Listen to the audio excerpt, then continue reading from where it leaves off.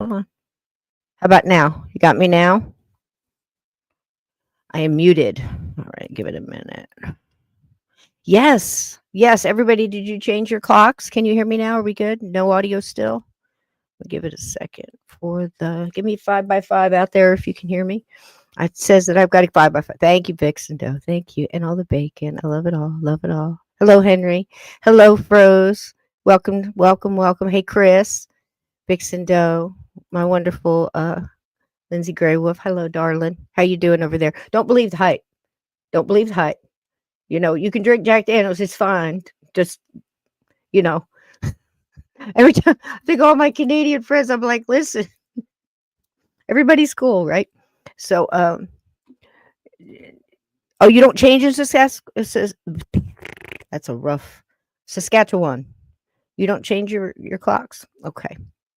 You know, I think we should probably stop it too. There's an old Native American saying. It says, only the dumb Yankees would cut the top off of a blanket and sew it to the bottom and think they made the day longer or something like that. It's just common sense. But welcome in. If I missed you, I apologize, Scott. Welcome to see you. Well, good, good, good. I like your suggestion over here. You might want to see what the show is about just for a second. Hello, welcome in, Caillou. Welcome, welcome. Catherine, welcome. Please hit the like. If you are not subscribed over on Rumble, please go there. We are going to start also streaming over on X as well. So if you are on X, follow me. I am Cisco Ghost Lady over there. We're going to be streaming over there as well. We're getting a lot of things set up here. A lot of changes in people's lives right now. Some people moving, some people, Steve might have to take some time off. I believe he'll be here tomorrow.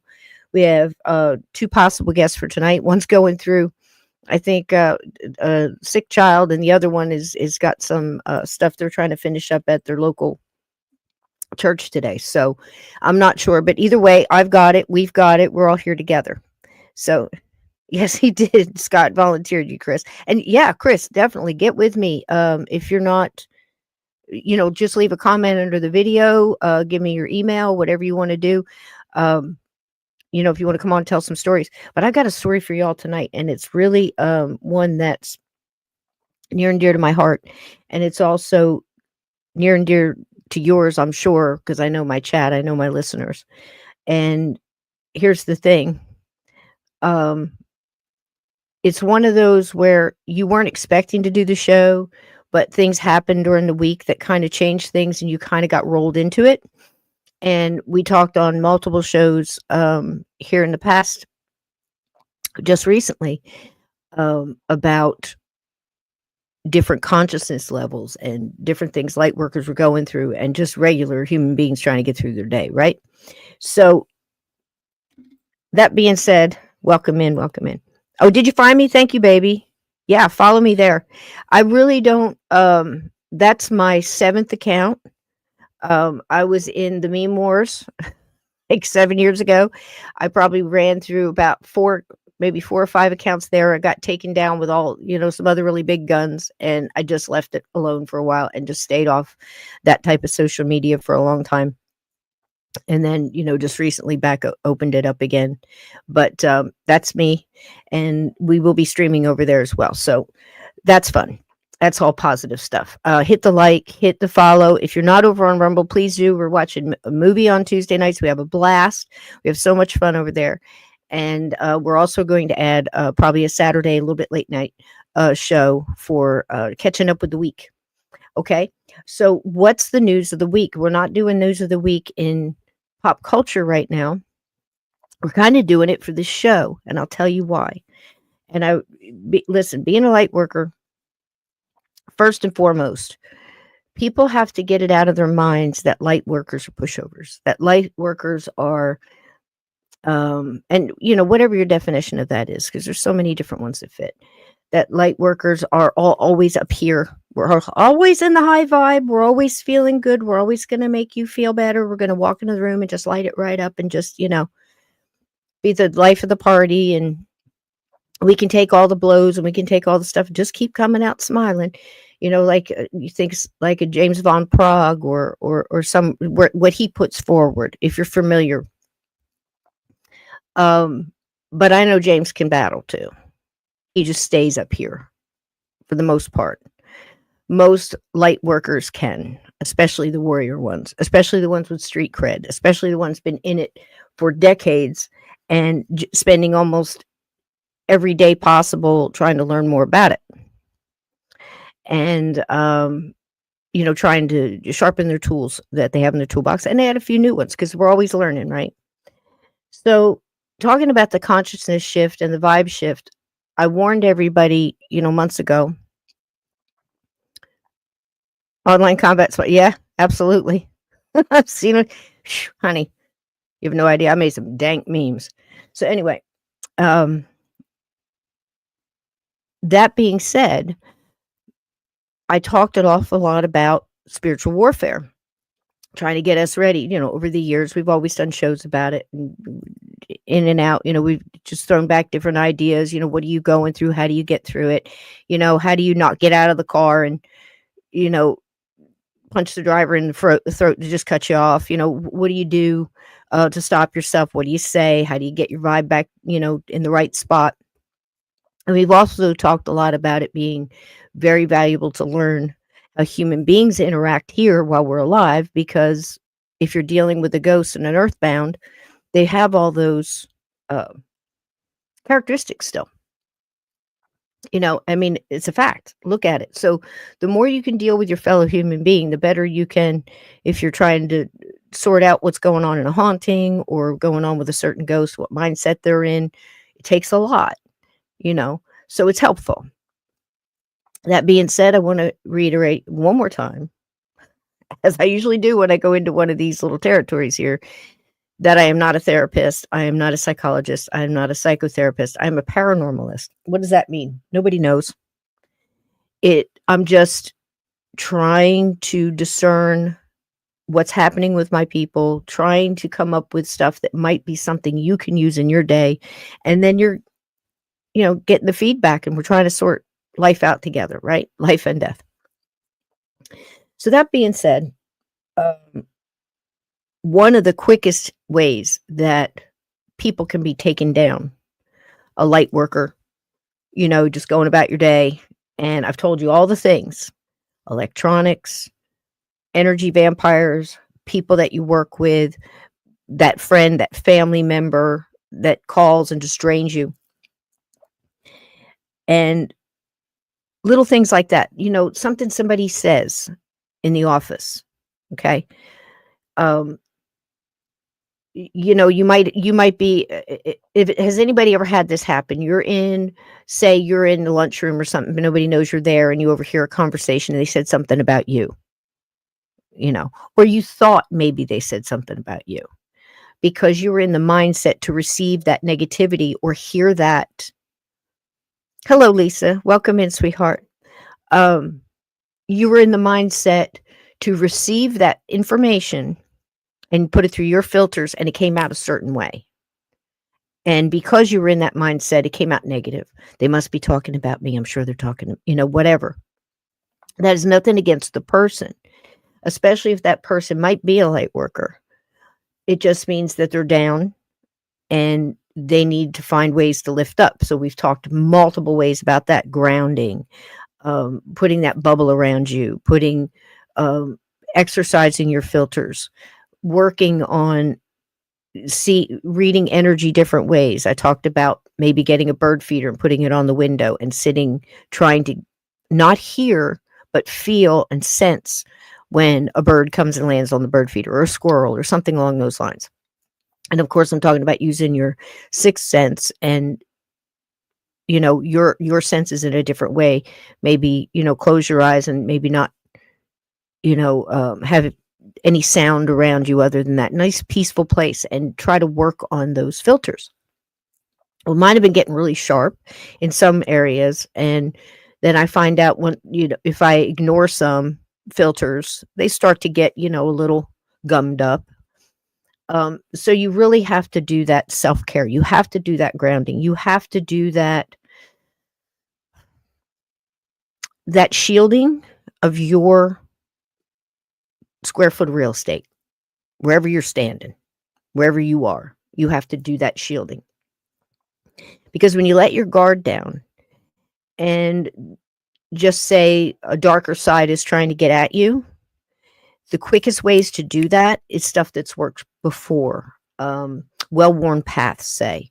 So if you have that cousin that calls and you know if you pick up that phone that you're going to be on that phone for an hour, you're going to be drained, it's going to be the same stuff, it's going to be the rash. They don't want to put anything on, they just want to tell you it itches. They don't want to do anything about the boyfriend or the husband or the girlfriend or the whatever. They just want to tell you about it, and they want you to be sympathetic, and they want you to listen, and they want you to be emotionally involved, and sometimes we don't have it to give. So you have to set up boundaries. Over the years, I've set up many of those, and I've told you 1,000 times, be careful with electronics, be careful with what you listen to, with what you're watching. All of this is feeding in and breaking you down in little ways. And if you don't realize it, some of us realize it, turn that song off, or we turn that newscaster off that's just yelling into the microphone, and they just want you to be just as miserable as they are, and and you feel awful, right? I mean, are you picking up what I'm putting down my chat? Oh, wait a minute. Tell me if you're feeling what I'm telling you. I have a lot of light workers in this chat, a lot of light workers that listen all around the world, and they tell me later on that we do a show like this, and they come back and go, exactly. Oh, I did that. I don't know how to not answer my boyfriend when he texts me, or whoever it is, the ex or whoever, when they text me, because it's always negative and it's always mean and it's always this and it's always that. I tell them, don't engage. Let it sit there. Let it sit there. Block them. Do whatever you have to do to create the boundaries you need for your own self-care and well-being. You getting it? Yep. Thanks, Henry. So, yep. Hang on. Let me put that one up here. I'm sorry, guys. I'm getting used to this new equipment and stuff. Yep. Also, childhood trauma can be a quick, unintentional trigger. It's just there. It's absolutely true. And you don't know. You don't know. So when you go to work and you try to be happy and you try not to engage, one of my things is I just look, I'm here to work. I've got my podcast. I've got my whatever. Just give me all the work and I'll just be over here minding my own business doing it. And then I go home. I don't want to engage with all whatever the hell's going on over here. And that's not an insult, but it's a nice way to put it. It's a gaggle of geese that just like to honk at each other all day long. Everything is negative. Everything is, if it's not the car, it's the grocery price. It's not the grocery price, it's the husband. If it's not the husband, it's the daughter or the son, or it's the dog, or it's constant just and it reminds me of almost like they're in quicksand or a swamp or something, and they're just thrashing around and they're not getting anywhere, and they don't really feel like it. They want to move forward. They're what's the word I'm hunting? Complacent. To be miserable. Okay. Myself, not so much. If I'm going to use my energy, it's going to be to help someone who's ill, to help them heal. Not that I'm not a doctor, but you guys know me. It's going to be to receive some kind of news that I need to know, as far as this person needs help, this person needs a prayer, this person has a haunting going on, an active haunting. They are here. Do you have somebody that knows how to deal with, I don't know, name it. I have a crazy life, the thing under the stairs, whatever you want to say.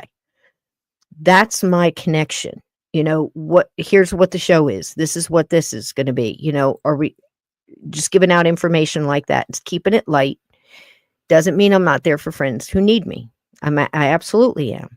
But most of them know, if you ask me to get involved, I'm going to get involved. So be careful what you ask for. And that's the theme of our night.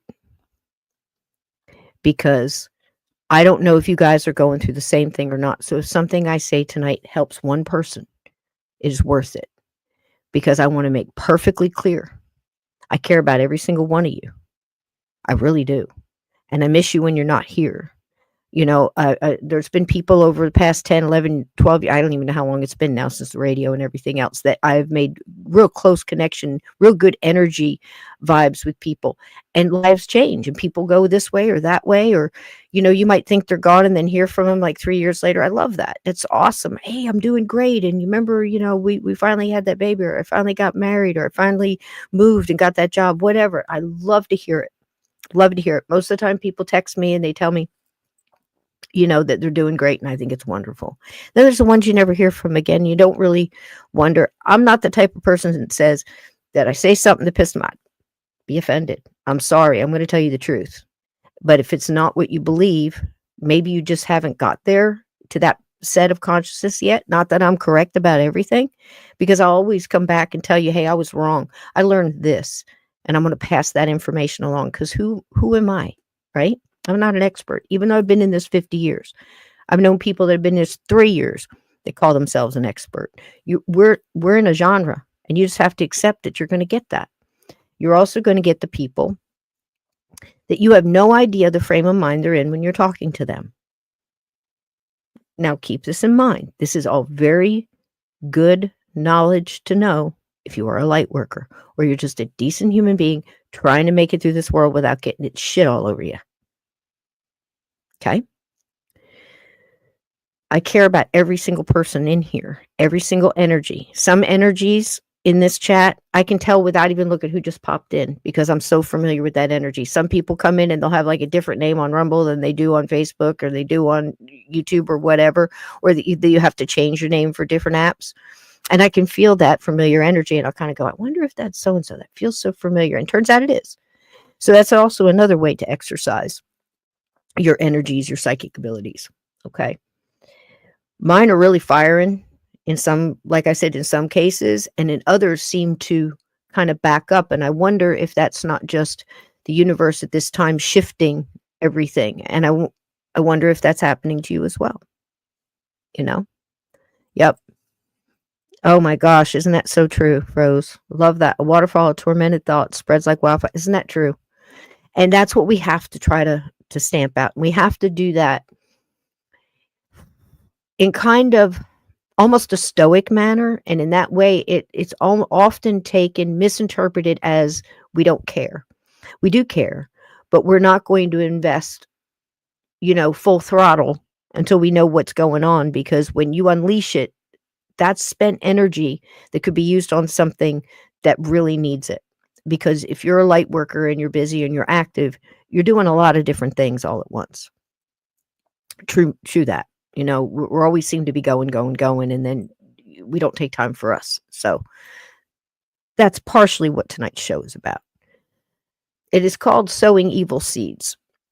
And one of the things I absolutely despise is people that get used by the dark side to infiltrate otherwise peaceful places. Now, you would think that if you walk into a room full of like light workers, it's almost like that scene in Tremors where, or even McIntyre and what's his face? It's if you haven't seen it, you got to see it. It's one of my favorite. It's just absolutely one of my favorite scenes in a movie.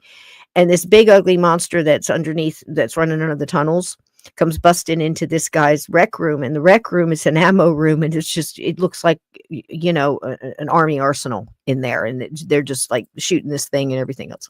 It deserved it, trust me. Watch the movie, it's fun. So I think about, if you're walking, if darkness walks into a room full of light, you broke in the wrong damn rec room, didn't you? Kind of thing. You would think that. But it's sneaky. It is very sneaky. Evil is sneaky. It will use people, push on their weaknesses, and speak to them and whisper. Like I said in the beginning, you're in the office bathroom, okay? You're in there just, whatever, and the door's closed and the other door comes in open, and two people walk in and they're talking about you. And they say some they don't say very nice things. Maybe nothing too bad. Just, she thinks she knows. Oh, she's, oh, who does she think that jealousy crap. I hate it. I despise it. Now, if that had happened to me, I'd have flushed. Looked at her. Hey, ladies, how you doing? You know, wash your hands. Just have a nice day. And leave them with it. Light workers are not pushovers. They just choose where they spend their energy, and they choose where they spend their emotion, and they're very careful about where they dispel that, if you don't understand what I'm saying. So you might not get answers back on, a text, or you might not see that person on social media for a long time. You might have to go dark, to battle some stuff, and sure enough, it'll come back around and find another way in. Cracks in their windshields and push, push, push. And before you know it, just like Vixen said, like wildfire. I'm not one to stand by and watch it burn. If you call me and you text me and you ask me to get involved, and it has to do with my show and my chat and my people, I'm there, baby. Be careful what you ask for. Now, I could be a total jerk, and I could call out people, and I'm not going to do that. I wouldn't do that. But I am going to say what happened to the best of my ability, as far as I can sort it. And I've looked at, everything from the gray rock theory. Just be neutral. I can't if it's affecting my chat. You do not come into my chat and pass my mods and start yelling at people or calling them names or making them feel unwelcome. We don't allow that here. You can take that someplace else. Take that to the streets. Okay? We don't come, if you come in a comment, you give me a negative comment or you don't like it, something I said, chances are it's just going to sit there and I'm not going to respond. I'm not going to engage with it because I'm not fueling your fury. That belongs to you, sweetie. Just because you put down baggage in front of me doesn't mean I'm going to pick it up. That's yours to carry. We teach that all the time on this show. But here's the thing. I'm not going to come here and go do all the research and do all the things and, look forward to doing the show and sharing ideas and having guests and welcoming guests into my living room, invite everybody at the table, and then let people stand on the porch and bitch about the meal. You can take your fat ass off my porch and give me that to-go plate you wrapped up, that dessert, that's coming back in here. I'll feed it to the dog before you'll take it home. Because you're disrespecting my chat, and you're disrespecting my listeners, and disrespecting my time. Now, how does something like that happen in a room full of light? Well, evil seeds. Evil seeds. Evil seeds, people jumping to conclusion, and gossip. If you know me, ask anybody. Ask Glenn, ask Brian, ask Mark Nesbitt, ask anybody that I'm friends with. You go on their social media, ask them right now. What happens if you call Cisco and you start telling Cisco something that could be considered gossip? She says, stop. I don't want to hear it. Why? Because if I'm listening to it, I'm allowing you to tear yourself down. At the same time, you're trying to tear other people down. Now, if you want to tell me, hey, don't loan him $20 because you never see him again, that's just a fact. As long as it's true, as long as it's not slander, and as long as you didn't make it up and defamation of character, you need to know information. But if you're going to tell me this and this, but nothing, I just can't stand it. I'll tell you to stop. And it's not the same as if somebody has an active haunting and I tell them to stop talking about. You're giving that energy too. It's similar, but I'm not feeding your crazy. Okay? So as best that I can imagine, what happened is this. A fox in the hen house. I don't abide by foxes coming in the hen house. You want to be a fox? You be a fox all day. You break into my hen house and disturb my roosters and my hens, and they start laying double, weird eggs and crack this, and nobody's laying anything because everybody's all upset, uncertain. It's my job to keep that safe. It's my job. So, how do I tell you a story without telling you a story? Just so you can you can understand what's happening. Because I will not have this ruined. I could go about, many different ways. I could get angry and say, just cut the chat off because you can disable the chat. Well, what's the point in that? Why? Because people can't be adults and, I don't want anybody hurt? No. I tell my light workers, this is what's going on. Turn your beams on. Turn your lights on. And nobody here did anything wrong. Not even the people that I'm talking about that might have contacted me and tried to bring me into this mess. Not blaming them either, because I see it. I see what happened. I see the 40,000-foot view. And that's what I suggest that you guys do. 40,000-foot view, take the emotion out of it, gray rocket, go neutral, and go, what happened here? So I thought about it. As far as I can tell, this is what happened. But because I don't want to accidentally focus on anybody, I'm going to tell it to you like this. I think you'll get a kick out of it. Because at this point, I am. And the funniest thing is, he's calling me up and trying to drag me into this nonsense. Not nonsense that this person's feelings aren't valid. I'm not saying that. They very well may be. I don't like somebody in my chat being hurt. I don't like their feelings being hurt. I don't like them being upset or having somebody say something to them that would be disparaging for their character or anything else. I don't mind people arguing or giving recipes or having conversations. I'm fine with that. As long as everybody's chill. Somebody in the chat's listening to the guest. Somebody in the chat's listening to me. Somebody, we're having conversation. Everything is fine. This is what I don't like. And this is why I decided I absolutely have to bring this to the front. Because we got a fox in the hen house.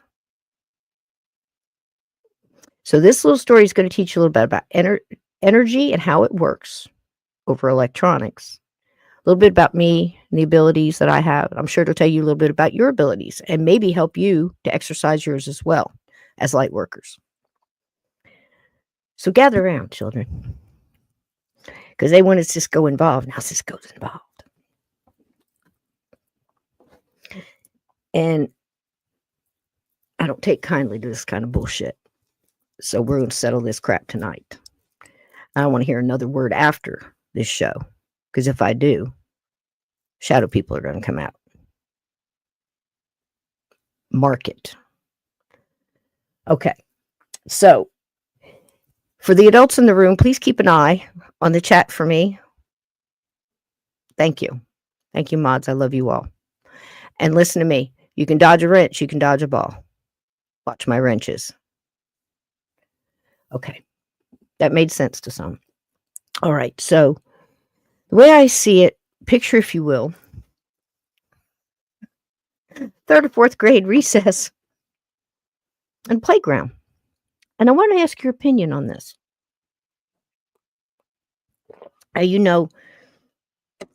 All playgrounds are pretty much the same. This could be the dead children's playground if you want to get all haunted.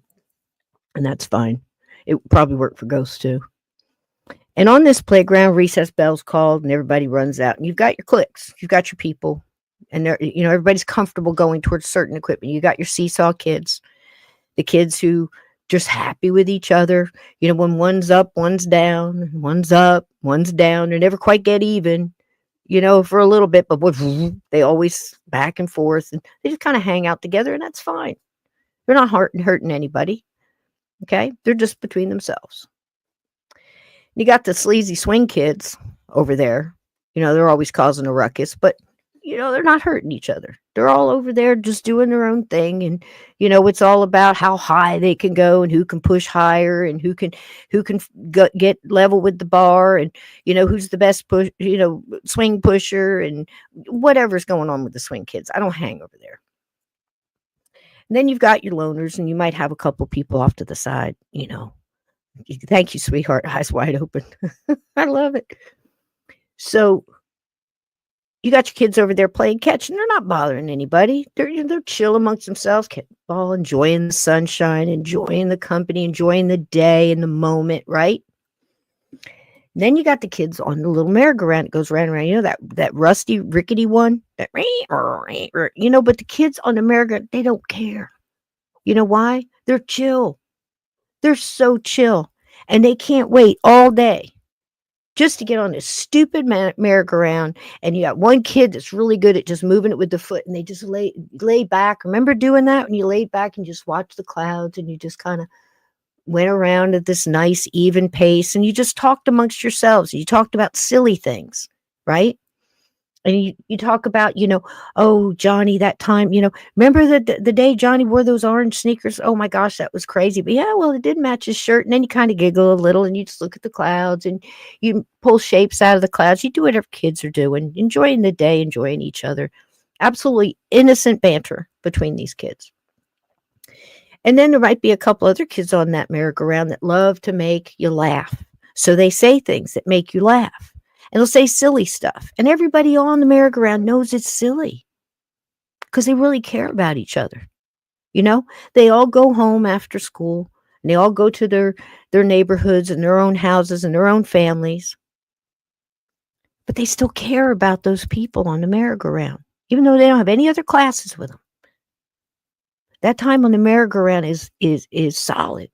That's their moment in the sun with laughter, and little Sally, what's her face over there? She might make a joke about, oh, I don't know, pass a tray of whiskey balls.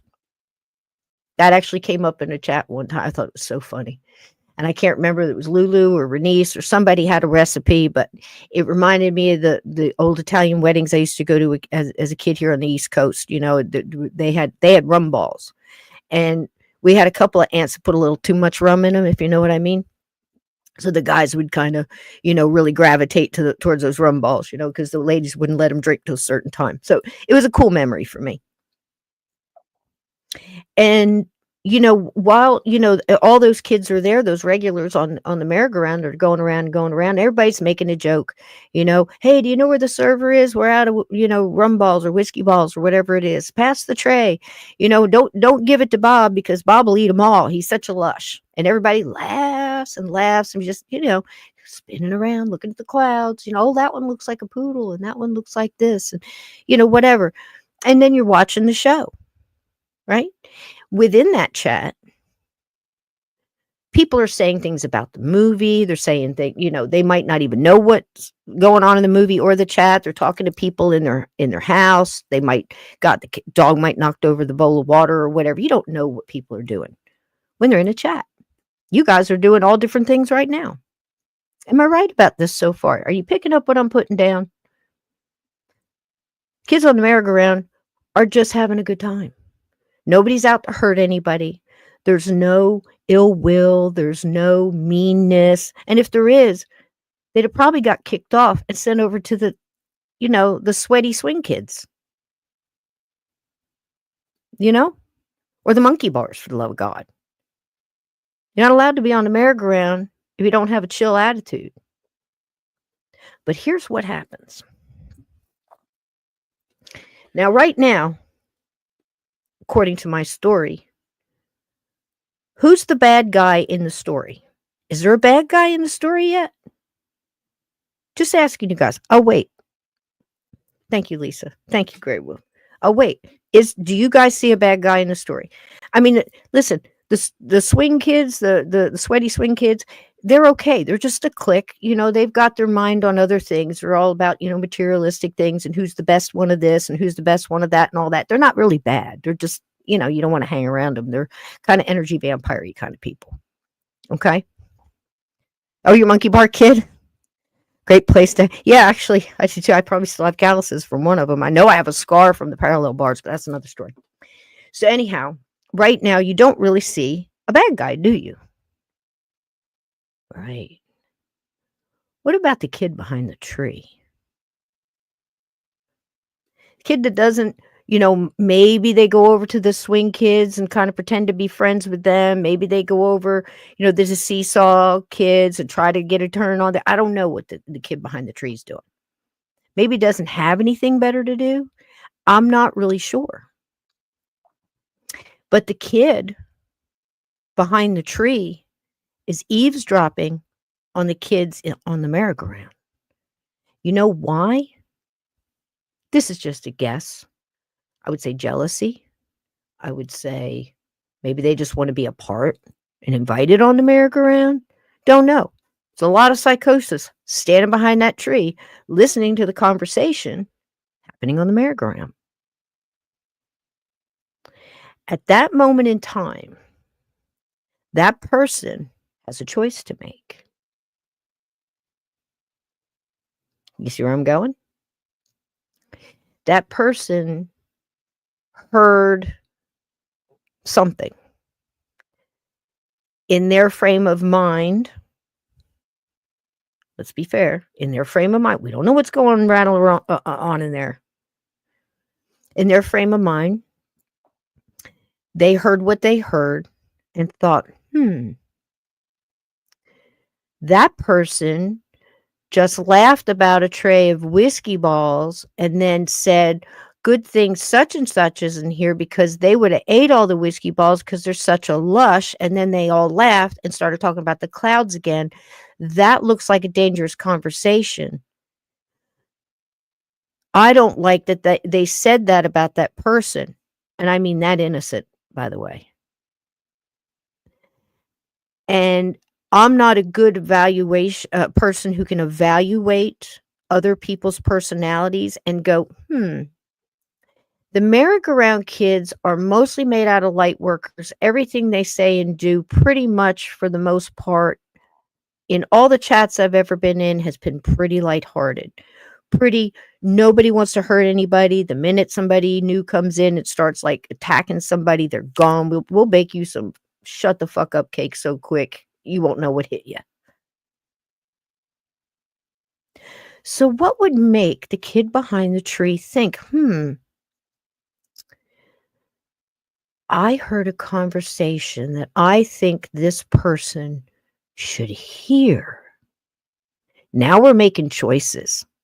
Everybody remember Nefarious? When the lawyer asked the demon, how do you get into people? Is it an act? Is it one thing? What is it?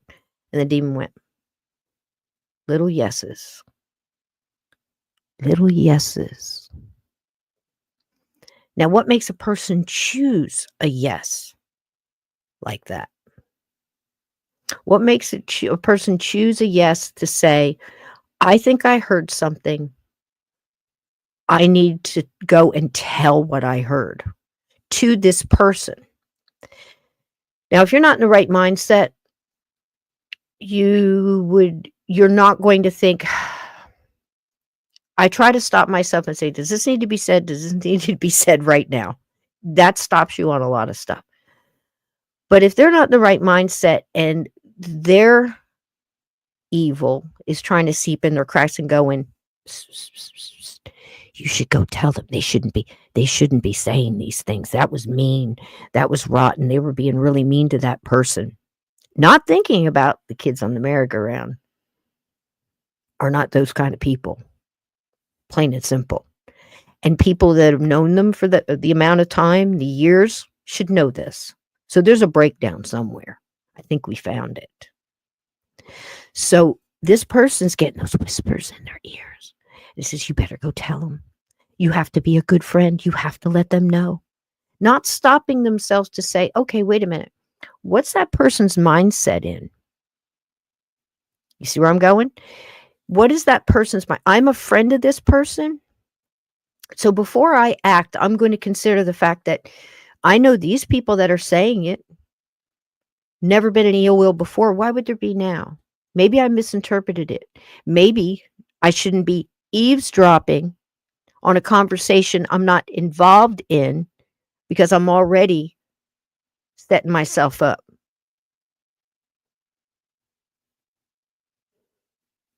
for a fall.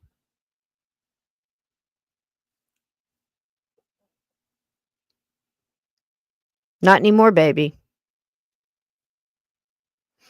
So they had to call, it was even better. So they had to make the choice to not once, but twice, as far as I know, take screenshots. How violated do you feel right now? As soon as I said that, you know why? Because it's a violation. Do you know why? Because it's underhanded. Do you know why? Because it's sneaky snake shit. You want to know if I said something, you come and ask me to my face. I'll tell you what I said. I'll tell you what I meant, which is even better. Because I think the big problem here is that the powers that be and the powers that wanted to take us down and take us apart started getting us to send out little text messages that are very hard to read the emotion on. It's very hard to understand text sometimes. And it's very easy for the dark side to flip that in our twisted minds and push on all of our cracks and all of our weaknesses. And she meant this, she meant that. I've got a couple examples. So here they go. They made a choice. 2 screenshots. And I can imagine the conversations going on. So, ladies and gentlemen, we have a fox in the hen house. Unfortunately, I didn't find it quick enough to patch the hole, but he didn't get any chickens. Not on my roost, baby. The sad part is they made that choice. Because that's sad to think that somehow you looked at that chat, you looked at the kids on the merry-go-round, you thought you understood the kids on the merry-go-round, you've been hanging out with them for years, I'm sure. And you made the choice to be a Sherlock Holmes detective and was able to deduce everything that was going down. And you sorted it real good. And then you decided to be a psychiatrist and a psychologist and understood by the few words they used that you knew exactly what they meant. You knew what was in their head. You knew what was in their mind and their emotion and their intent. You knew it. You're that good. You're that good. Then you took that shit, you candy coated it and said, I'm going to be a good friend. Then I'm going to take all this ball of negativity and rot and I'm going to land it in the lap of my friend, not knowing what frame of mind they're in, and just, fuck up their day too.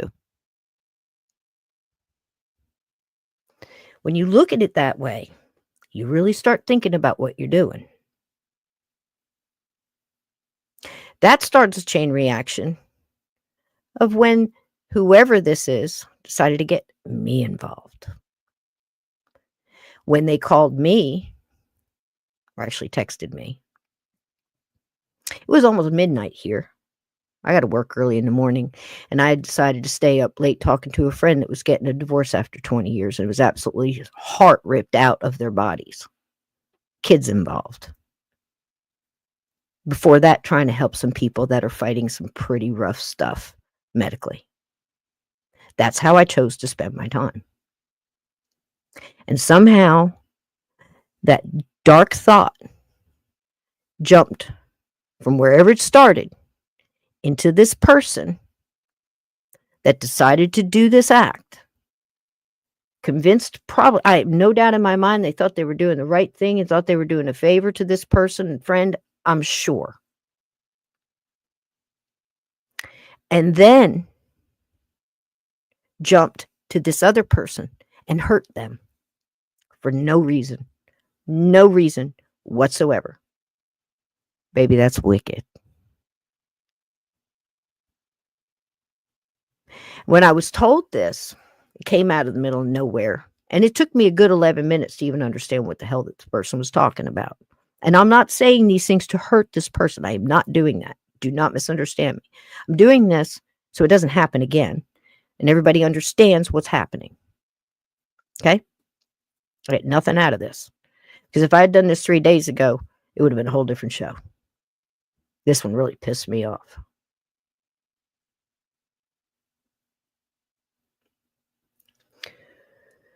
Do not underestimate warrior light workers. We battle dark shit all the time. This is a trip to the candy store. The part that bothers me is that somebody I care about got hurt for no reason. And I'm getting it after everything that I was doing that night and then going, excuse me, what? Come on. But I have to realize, again, I don't know the frame of mind this person is in. And that's why I say it all the time. You must be careful on social media. You must be careful who you're talking to, what you're saying on the keyboard, and what you're battling with, and what you choose to jump into in social media. If you want to expend your energy that way, this is your choice. But however, I don't know if I'm talking to somebody that's 8 years into a 12-year-old bottle of scotch. I don't know how many bong hits they've done. I don't know if they're gargling the bong water. I don't know if they're on Prozac, Xanax, Ozempic, whatever the hell it all is. I don't know. I don't know if their dog just got hit by a car. You don't know who you're dealing with on the other side of this energy. But if you're a light worker and you have abilities, you have psychometry and other things, the energy flows through phones. How many times have I told y'all? Energy flows through electronics. So either we have a fox in the hen house that got in, the kid behind the tree that tattled on the merry-go-round, or we have someone that played both parts. And that's a whole nother situation. Because when you take a picture, you send it over, it has a little residual energy from the original poster. At least, by the third step, it starts losing it. It's not as strong. But I've been exercising those muscles. So when it came through, that's the first thing I did. So I got a little of your energy on those pictures. I can smell you. That should scare the shit out of you. Because you don't come up into my chat and disturb these beautiful souls. If you were having a bad day, you are forgiven. I don't need an apology, but your friend who you hurt for no reason, disguised on positive as the most wonderful thing you thought you were doing to protect and defend, doesn't always work out that way. People are extremely fragile in certain times in their life, and you best understand when you drop that pebble into that lake, into those still waters, those ripples are going to roll, and you'll never know the damage that you did. Imagine if you did that to that person and that was just the one last thing they needed to go off the edge. It's your responsibility. Because I can tell you, there was absolutely nothing in that chat that was said that should have been taken in a bad way. Not even in the slightest way. But here's what happens. If you come in and you joke, and then eventually, especially if you're a person that is joking to cover up how not funny they're feeling inside, eventually somebody's going to say something that's going to hurt. Because you do care. And that's just human characteristics. And it's a dangerous game to play. But here's something else. You have no idea what anybody in there was thinking. The only thing that you can base it on is your past knowledge, your data. So if you're any kind of paranormal investigator or somebody who likes mysteries, the people that were in that chat, do you really think that's what they meant? And how do you know that if somebody put, oh my God, under another chat, that they weren't talking about what was happening on the movie? or answering a chat, a drop further up, or whatever. It's the most ludicrous shit I've ever heard in my life. And then you're going to call me up in the middle of the night and ask me to get involved with it? I thought somebody was hurt. This is crazy. And it will not happen again. Whether it's the kid behind the tree that took the information and took the snapshots, or it's somebody lurking and spying and just waiting for somebody to say something. Come on, man. That's not cool. Not in my chat. Don't do that. Because if you're doing it for that reason, everything that all these light workers are fighting is going to come on you and get in all your cracks, and you're going to wind up an absolute twisted mess because they're going to use you to get to one of us. And honey, the buck stops here. It ain't going any further than this. So I guess you get the idea. It's okay. It's okay, Renice. Everything's cool, baby. Everything's cool. It's all cool.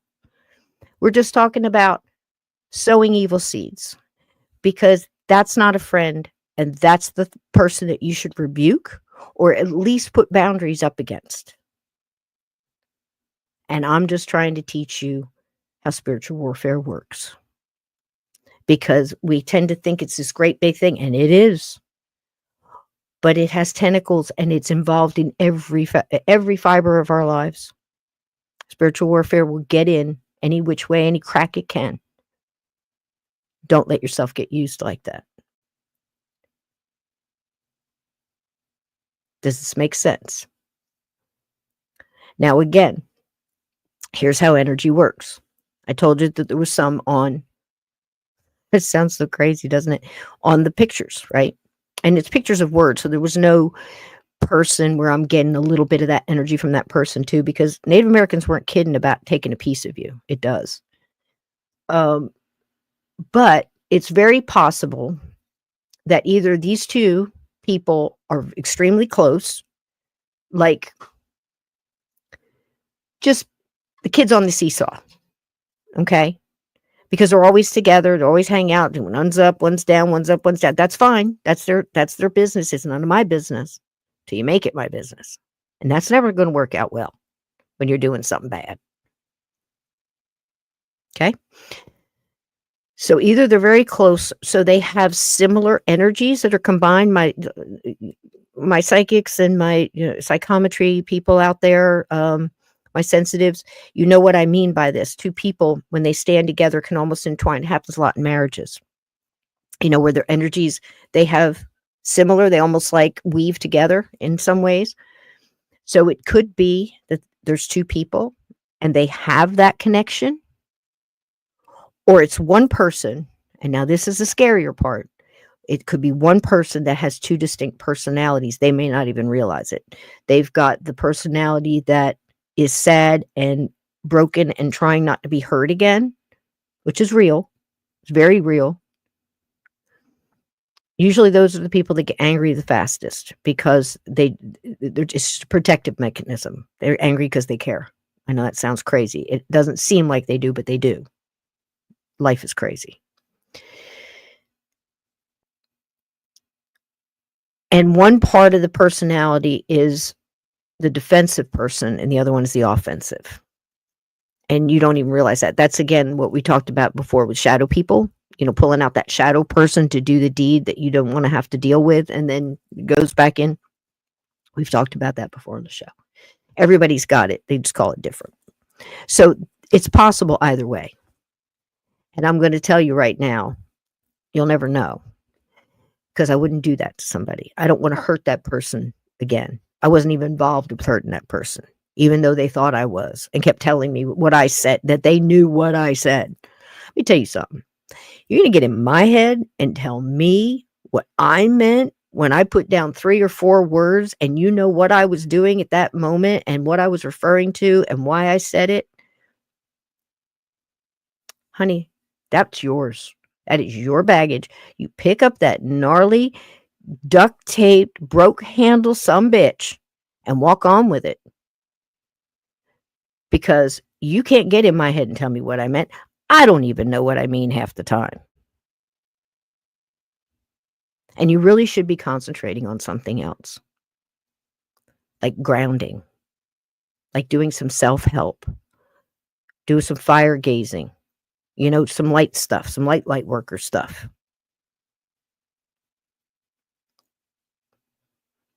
Because you need to battle whatever the hell this is that's annoying you. Don't bring it to my doorstep. You're going to get it back shovelfuls. Plain and simple. I'm not a big person that I don't like spies. I mean, I get it. I was in the military. There's things you do, but there's something underhanded about that. So that's why I'm telling you this. It's not, and I don't want you to guess. I don't want you to think about who it is. You're never going to know. And I wouldn't do it this time.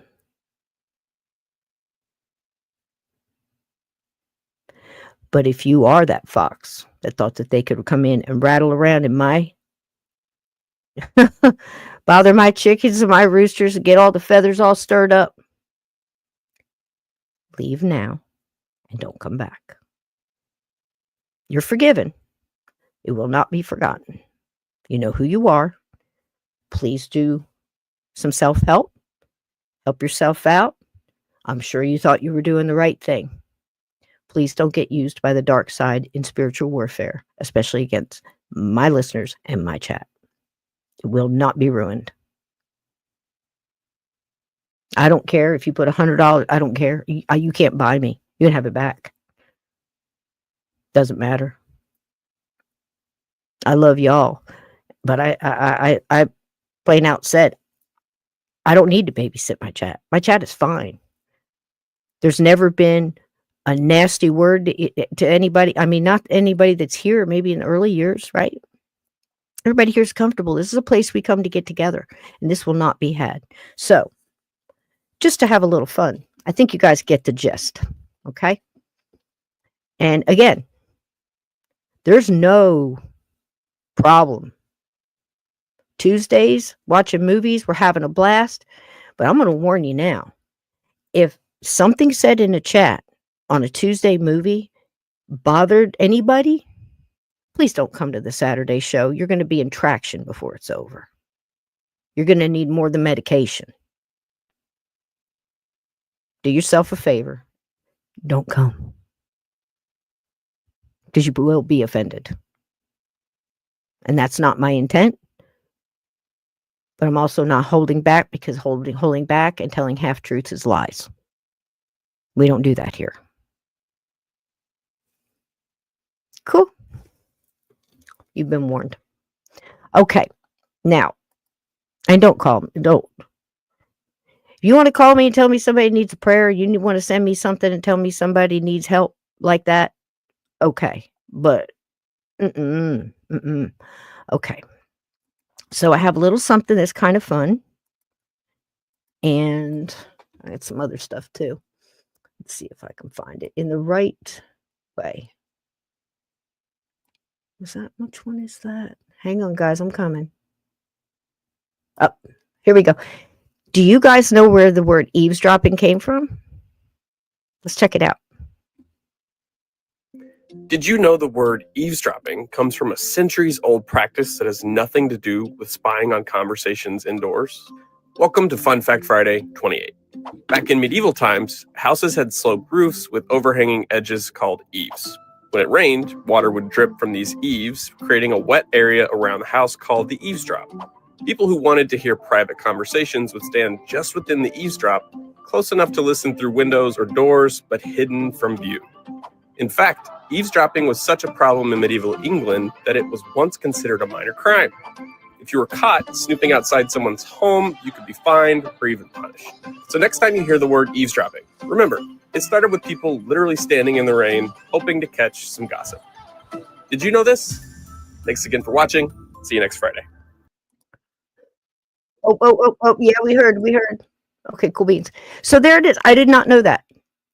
I did not know that because I've been looking at this and I've been asking my spirit guides, okay, how do you want this handled?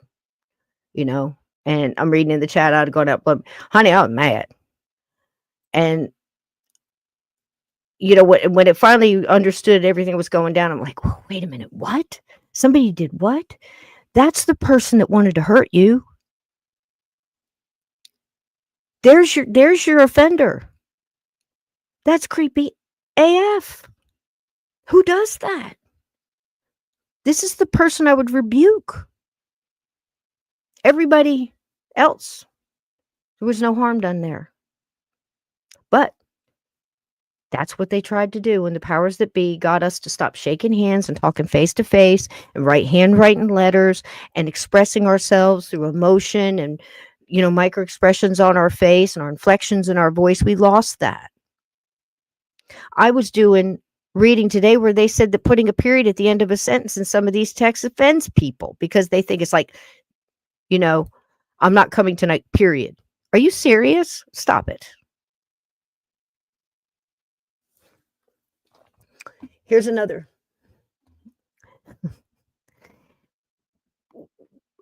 When you are texting, please keep in mind that the person receiving that text is going to run it through their filters. And again, I'm not saying this because I think anybody said anything wrong that they did not. Absolutely ludicrous. Okay. I can't tell you how other people perceived it, but that's their vibe. Okay. Plain and simple. And again, don't tell me you know what I meant because you do not. And if you don't know that by now, after watching me for years, what can I possibly say to change your mind? Judge me by my actions. What have you seen me do? People come on here, cuss me off, you never see them again. You're irrelevant. I sit on a couch next to a dog, and the dog's fine, and all of a sudden, the dog reaches up and bites me. I'm never sitting on that couch next to that dog again. I'm sure he's a lovely dog. He's forgiven. However, he can get me twice. Your mileage may vary. So, if you're reading a text, it can be taken multiple ways. And I don't think anybody should get over angry about any text. I think that if they're not sure what the person means, they should ask the person to clarify their emotion behind that. Because I think it causes a lot of fights. I think there's a lot of funny things I've read today online of, text went wrong, came out all funny because of typos or whatever. And that's not what I'm talking about. I'm talking about simple things that can be taken wrong. Now I'm going to play something. If it goes off on YouTube, hang with me, because what they did last week was there was a song on one of the videos we were playing. A little TV show. I can't remember what it was, but somebody, whoever put it on YouTube, used a YouTube song from the YouTube library and had it on there. And that's what came up as a copyright. So they stopped the live feed on YouTube. We were still rolling on Rumble and Facebook. Okay. So hang in there. As soon as the copyright stuff stops playing, they'll put it back on YouTube. So you can just hang there. Okay. It's only like a minute and a half. But the funny part about it is now everybody, I guess, that used to do a lot of scams, a lot of scammers got busted. If you hadn't heard, about 2,000 of them got busted. Oh gosh, where was it? I can't remember the country, but they were hitting people in America and all around the world. Those green dot ones and the ones that call you up and empty your bank account because you hit the wrong thing. You thought it was your bank, but it was these jerks.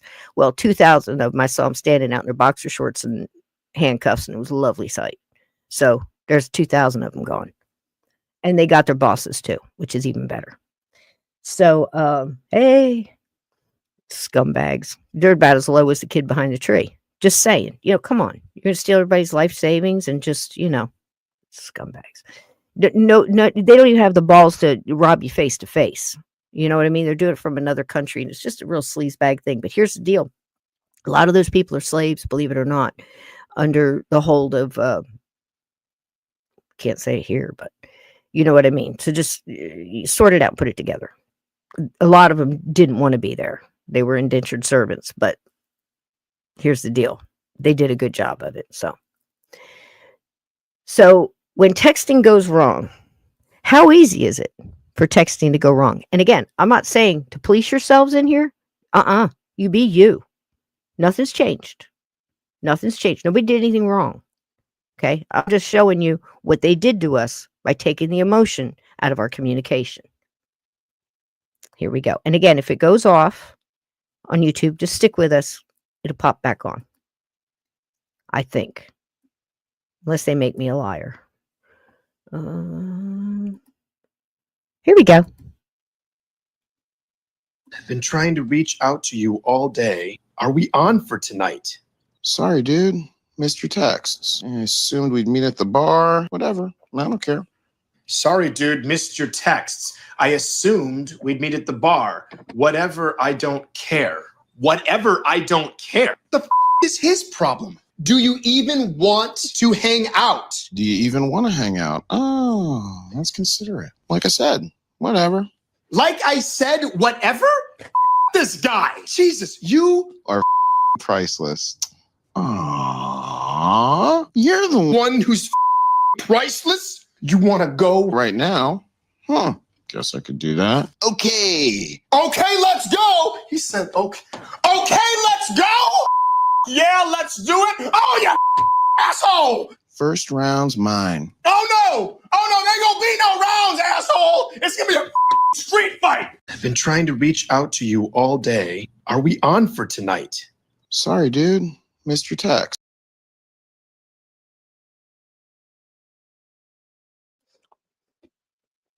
Now, that's a funny way of looking at it, okay? It's so true. It's so true. I wonder how many people broke up over a text or, and I'm not talking about the ones where you text the wrong person or something along those lines, but man, when you look at it like that and you think, maybe I need to take a pause before I get upset about what I'm reading. Let's beat the system. Let's sage against the damn machine. Light worker the heck out of that. Go, wait a minute. Did they mean that? Why don't I go back to an old-fashioned custom and go, can you tell me what you meant by that? Or can you clarify that for me? How about saying that another way? I'm not sure what you meant there. Find some way to get them to say it again so you can, before you get mad, be sure you have something to be mad at. And for the love of Pete, if you are eavesdropping, here's the thing.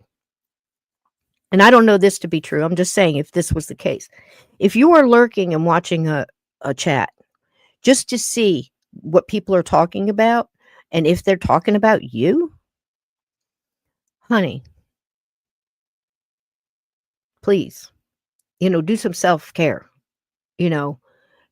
Stop doing those things, because what you're doing is you're setting yourself up and you're probably going to deserve what you're going to get, because your mindset is looking for something. Your mindset and the vibe you're in is going to find it. And you're going to hurt yourself needlessly, because if the people you were upset at were in the room, they would all tell you that. We were just kidding because that's what you do. We laughed, not at your expense, but we loved you so much we laughed even when you weren't here with you, because we were sure in our minds. It wasn't a doubt in our minds. Does this make sense? Because that's the kind of people that were in that chat. So it's so easy for something like this to happen. So the next time before you get mad, think about that. Didn't it go south fast? Did you with your with who? I'm sorry. Let me see. Did you? I mean, that's the thing. It's like, wait a minute, what? We've all gotten them. So again, let's be adults. Read the room. Understand where you are. Understand the people you're talking to. This isn't, a bunch of just anybody anywhere. These are light workers that have been in here and been in this chat, the new people too. Everybody just falls in and falls out. This is a good place to be. Why would you go here to find evil? Why would you go here to find hurt? Why would you come here into this chat to find something to hurt somebody else with? Because if you're doing that, As I stated, I can smell you. I'll know if you're here, kid behind the tree. I'll know when you slip into any comments or anything else because I've got your energy now. And it'll be familiar to me and I'll feel it before I know you're there. Do not mess with warrior light workers. Again, you're forgiven. And you don't owe me an apology. You owe my chat one and you owe your friend one because you hurt that person needlessly. Not on my watch. Big mistake was getting me involved. Here's another one. Gossip. It's again, when people call me, I'm not cutting them off. I understand you want a sounding board. I understand you want to tell me what happened. I understand that you want somebody. I'm not that person. Because when you tell me, I'm already on the evil that's behind it, and I know everything that's going on because you're speaking to me and you're opening up your energy to me.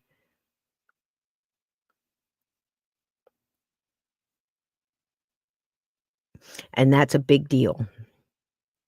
For me to pick up the phone and allow that, it's not going to be filled with, she did this and she did that and this one here and that one. I'll stop you. You get 3 chances to pump your brakes. And I'm going to tell you I have to go. I cannot speak now. I'll talk to you next week. That's not being a bad friend. That's setting boundaries. That's setting boundaries. I am more than happy to give you advice if, for what it's worth, on a situation. I'm not going to feed your negative. I'm not going to do it. And it's not going to be allowed here. It will be stopped. And I'll push it right back to where it came from. And I won't ever answer a phone or a text from you again because I know that evil is working at you. And that's not a doorway they're going to come through twice. This might sound very mean and stoic and staunch. It can be all those things. It's my boundary. If I don't take care of me, I can't help other people that are in trouble. Real people that are in trouble. And that doesn't mean that if your feelings weren't real, I'm not saying any of that. Because I know that in the mindset you're in, that's probably where you're going to go. She's yelling at me. I'm not yelling at you. I'm telling you, this is ridiculous. But what a learning opportunity. Let's do more. What do you think? What do you think, chat? You want to see some more? This is good. I love this one. This is so good. This just about made me cry the first time I saw it when it came out. Because it was so, so true. Enjoy. If you're sitting around Googling how to make money on the internet and your ass is tired of being broke, let me tell you what your parents didn't tell you. A woman was gossiping with a friend about a man she hardly knew. I know none of you have ever done this. That night she had a dream. A great hand appeared over her and pointed down at her. She was immediately seized with an overwhelming sense of guilt. The next day she went to confession. She got the old parish priest, Father O'Rourke. She told him the whole thing. Is gossiping a sin? She asked the old man. Was that the hand of God Almighty pointing a finger at me? Should I be asking your absolution, Father? Tell me, have I done something wrong? Yes, Father O'Rourke answered her. Yes, you ignorant, badly brought up female. You've borne false witness against your neighbor. You've played fast and loose with his reputation, and you should be heartily ashamed. So, the woman said she was sorry and asked for forgiveness. Not so fast, says O'Rourke. I want you to go home, take a pillow up on your roof, cut it open with a knife, then return here to me. So the woman went home, took a pillow off her bed, a knife from the drawer, went up the fire escape to her roof, and stabbed the pillow. Then she went back to the old parish priest as instructed. "Did you gut the pillow with a knife?" he says. "Yes, Father." "And what was the result?" "Feathers," she said. "Feathers," he repeated. "Feathers everywhere, Father. Now, I want you to go back and gather up every last feather that flew out on the wind." "Well," she said, "it can't be done. I don't know where they went. The wind took them all over." "And that," said Father O'Rourke, "is gossip." In the name of the Father, Son, and the Holy Ghost. Amen.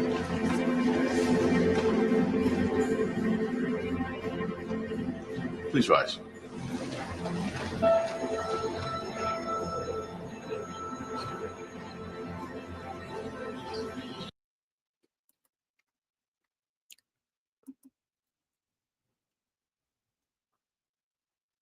Feathers.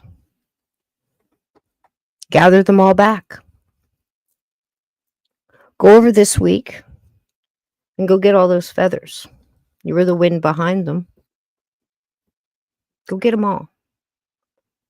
Every mean thought that was thought about somebody who didn't say a thing. What caused that? It's good to understand these things because then you can prevent it from happening again. You can learn from this experience. Let it not be in vain. Came into my chat. You took screenshots of my chat. You invented an issue and you spread it like feathers in the wind.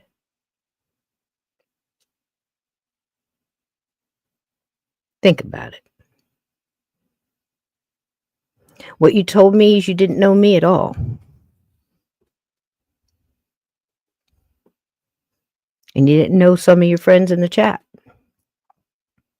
Because nobody here, not even now, wants to hurt anybody. This is Roadhouse rules.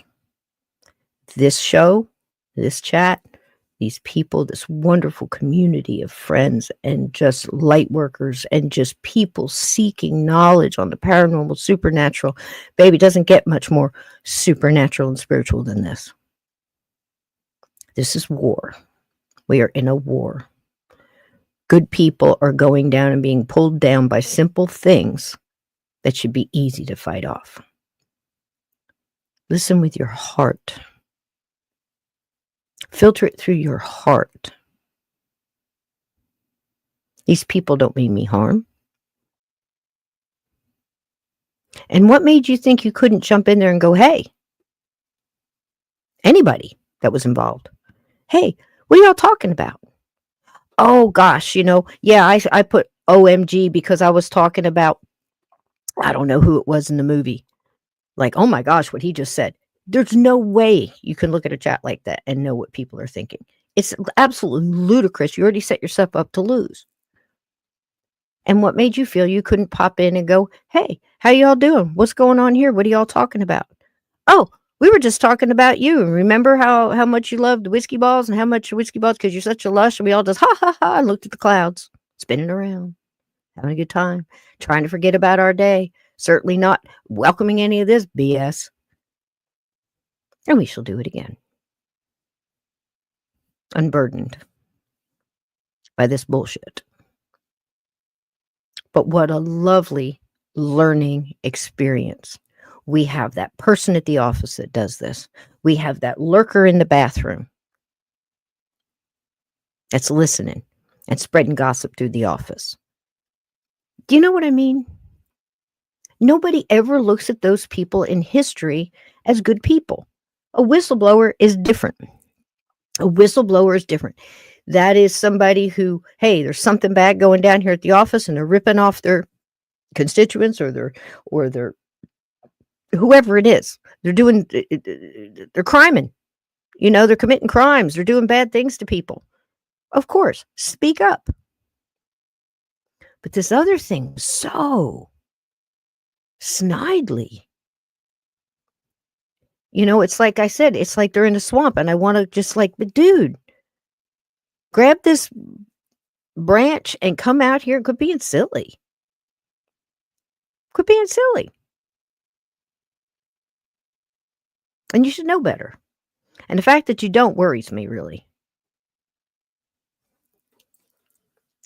And you asked me to get involved. Jersey Redhead. Roadhouse light worker. Where nice is the order of the day till nice no longer works.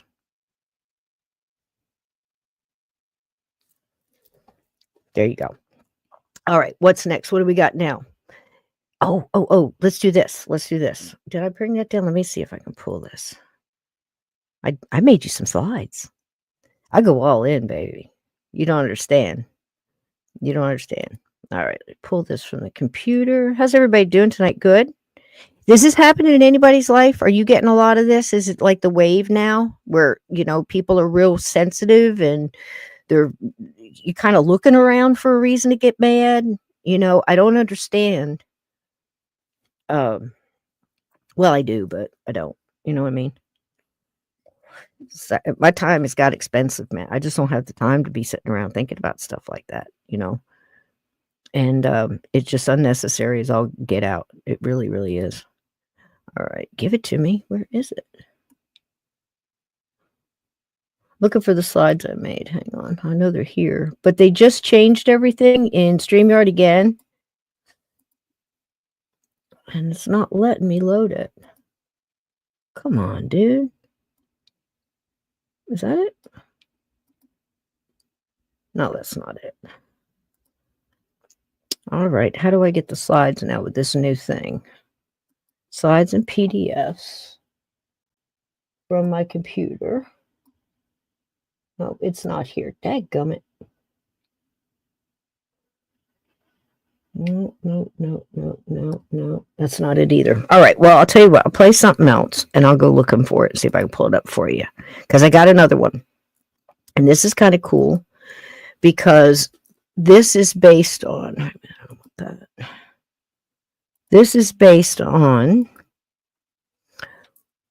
what you can do when you're in this. All right, wait a minute. Let me show you this one first. Get rid of this one. That'll clean it up some. This is another thing on gossip. It's similar to the feathers, but you'll get it.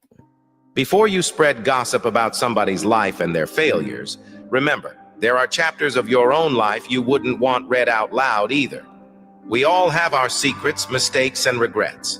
It's easy to judge others, but none of us are perfect. Show empathy and kindness and resist the urge to spread negativity. Treat others with the same respect and understanding that you hope to receive. After all, what goes around comes around. Keep it classy. It's good, simple advice there. Keep it classy. I mean, there's no reason to wallow down. People try to drag you down to their level, and I'm not talking about anybody here or anybody that was here or involved in this, but people want to drag you down to their level. Misery loves company. They want you to be miserable. They're evil. I use the word demon very rarely, but it really is that kind of minion, that kind of lower level whisperer, I call him. Did you hear what he said about you? You know what he means. He's never respected you. That person's just so bad. That's, you going to do something about that? Don't let him get away with that. Don't let her get away with saying that to you. Those kind of so powerful because it works on our weaknesses. It's like in the movie The Ravine, where she's talking about the man that went nuts and he panicked at the end, and he wound up killing his wife. He was going to set up a robbery to get the insurance, and he panicked and everything went wrong, and he was just in bad shape in his mindset, and just push a little more, push a little more, push a little more. He wound up killing, I think, at least one of his children and his wife, and then himself in Ravine. And during that time, the psychic was telling you that there was angels in the room, and they were trying so hard. Both sides were trying so hard, and the one angel, actually the fallen angel, the demon, was trying to get this guy's like, you can't let her get away with that. You can't let him do that. You have to do, pick up the knife, pick up the knife, pick up the knife. Was doing that kind of thing. And the other angel at the same time was going, don't do this. Stop this now. Stop this now. And he went with the one that gave him a little bit of truth wrapped in lies, instead of listening to the one that was telling him the whole truth, because it pushed on his weaknesses. And I think that's what's happening to a lot of people right now. I really do. And God help us, those on the other side of this. It doesn't mean you could be in this forever and it's still going to get you. You're still going to catch it, where it's like, whoa, that one almost got me, almost got drug into that. Not today, that kind of thing. Because the emotional damage it's going to do as far as energy. It's like talking to like I said, this energy vampire on the phone. How do you know you got an energy vampire? Do you feel weaker when you get off the phone after him? Do you feel drained? Do you? Do you feel when you go and you visit a certain family or certain family members or friends, and you leave feeling just exhausted? You're just like, man, it's just, your mind might be up and you might be thinking about something, so it's almost camouflage, but you really do feel drained. These people, most of them don't know that they're pulling from you. They don't know. You have to know. You have to be one step ahead of this damn train. You have to see it coming. And when it hits you, you have to learn not to act. This is the hardest thing. It's real hard for me. And it's very hard for people in our history. Very powerful people. George Washington, same deal. So many I could name off. That is the number one thing that you have to learn as a light worker, is don't go in with emotion. And you have to practice that in your day. Try not to act emotionally to the situation. Step back from it and go, what the hell's going on here? And how's best to handle it? You really have to give yourself that tap time. Tap those brakes a little bit, back up and think about it. And if you can, try not to act emotionally right away. I'm going to give you some things here to help you with that. So little things you can say, like if you're on the phone and say, I really can't talk to you right now. If you're in an emotional spot, don't ever feel guilty about saying I can't talk to you right now, but I will make time for you next week. And you keep that promise, not answering the phone at all. If you know it's going to be bad, you don't owe anybody that, if you're in a bad place, what kind of advice you're going to be able to give anyway? If you're in a bad spot and if you're in a weak spot and you need that time and you just don't have the energy for it, I give you permission, and you give yourself permission to say, no, that's not coming this way. Good night, Henry. I love you, baby. Good night, sweetheart. Good notes. I wish I could find my darn cards. So I need to go find them again, but this thing has changed, so it's not telling me how to download them. So I'm going to play this other thing, and then I'm going to go looking for them, I think. That's what I'm going to do. So anyway, that's that. The feathers really got me when I saw that in the movie Doubt with Philip Seymour Hoffman. I've thought about it a lot. And I think that's one of the hardest things to do, is not gossip about somebody. You can catch yourself doing it all the time. But, if you catch yourself in the middle, just stop. Or end it by saying something. But, I'm sure that, the person's a nice person, or she's a nice person. Let's give her a whirl, right? Let's give her a chance. Or, maybe just watch your purse, that kind of thing. you have to find ways of saying it. You don't need to add in, I heard that she, killed her entire family and her last 3 husbands and all this other, ooh, and she comes in and everybody's looking at her, just making up crap. Or, people that run around and tell everybody, this one said, there's no good can come from that. No good can come from that. And it's very hard not to gossip about people. It's very hard not to, I heard such and such. It's a very difficult one. But I think if we become aware of it and we just take our time when we start to talk and catch ourselves doing it, maybe we can pull back a little bit and not go, full tilt boogie, into the gossip. Just pull back a little bit and like, needs to be said? What are the facts that I know are facts and not rumor? Maybe you started off, it's like, rumor has it, that's not the best place to go to get a steak. I've heard some people go on there, but maybe you want to try it out. Maybe read some reviews first, like kind of practice it, doing stuff like that. Because again, you're responsible for what you do. You're responsible for what you put out there.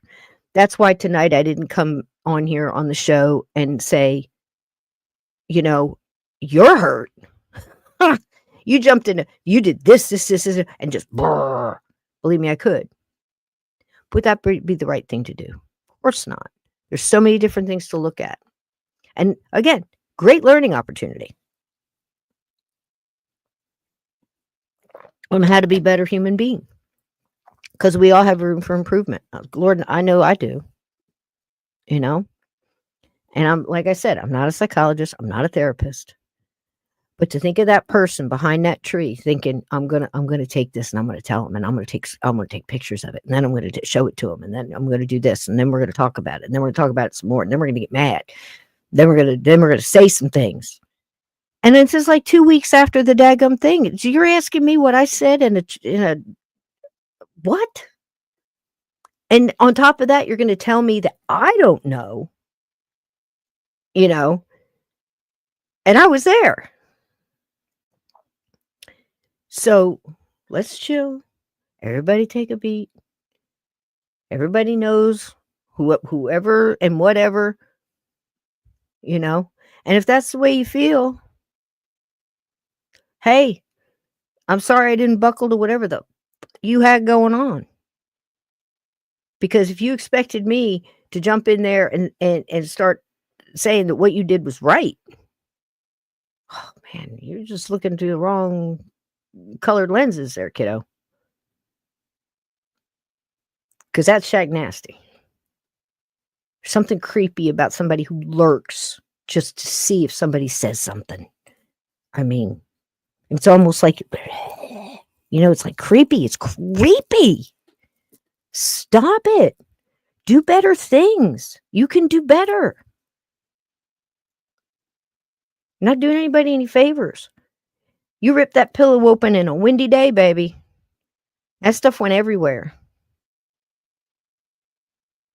Damn feather stopped here.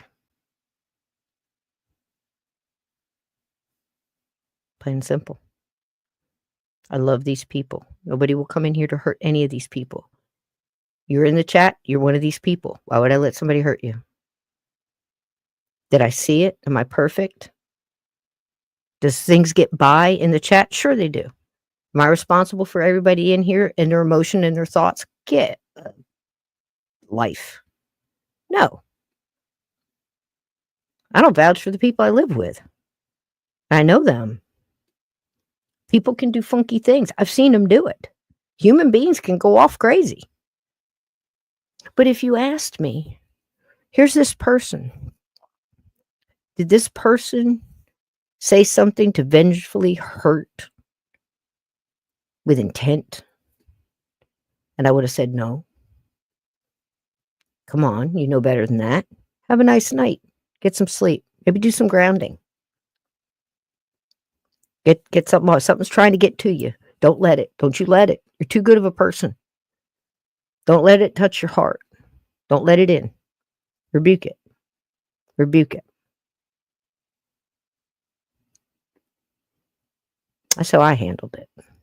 Here's some other ideas. I love this. We'll take a couple of this in pieces.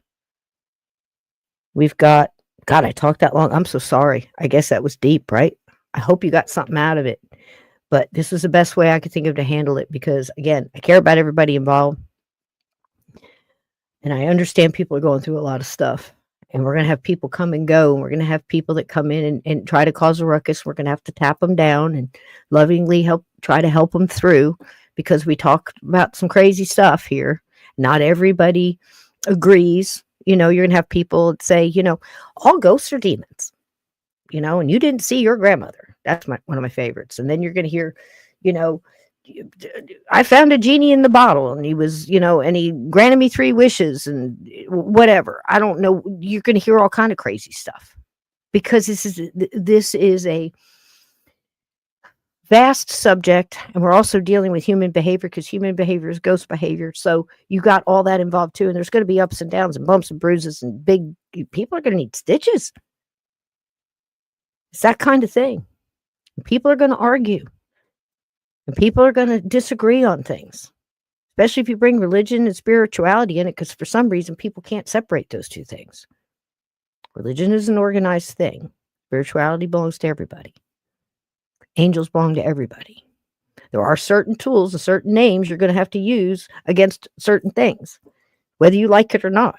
The universe does not revolve around me or one person and their thoughts. This is a free country. This is a free chat.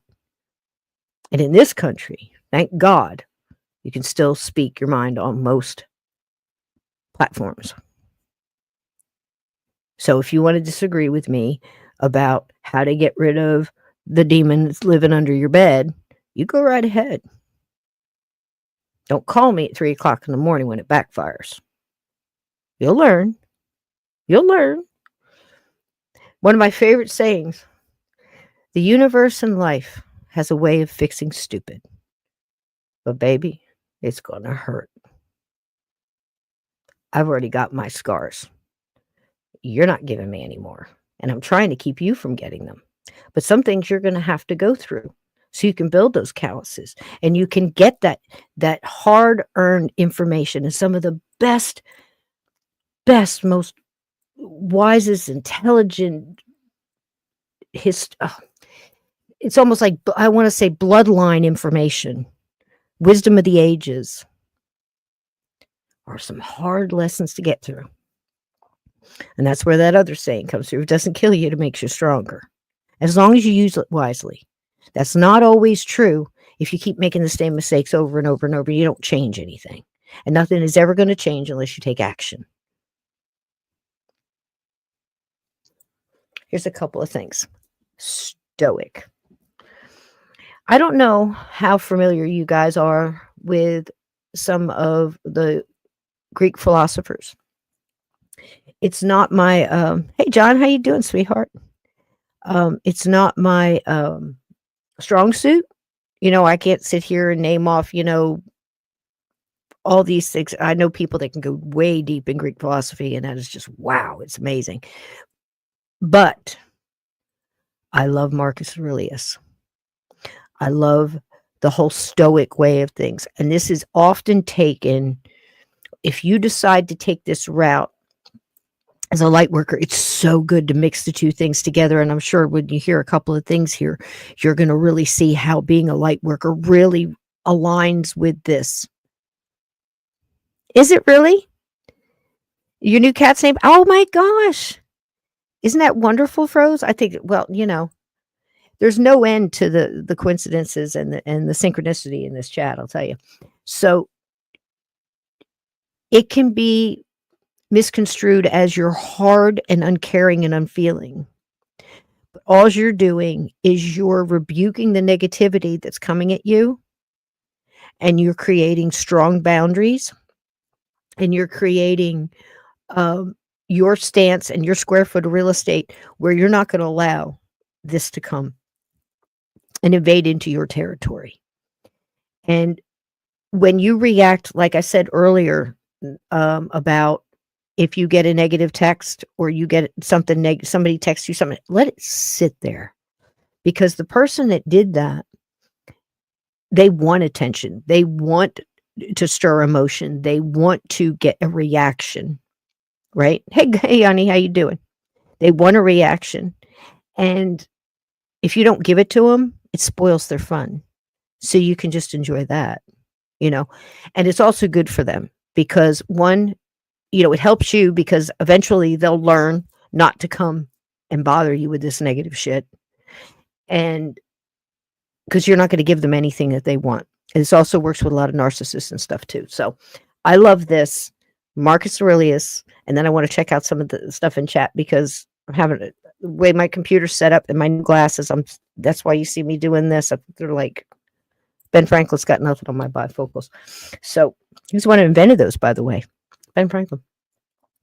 All right, let's take a look at this because this is fabulous. And I'm going to try to give you a couple of them.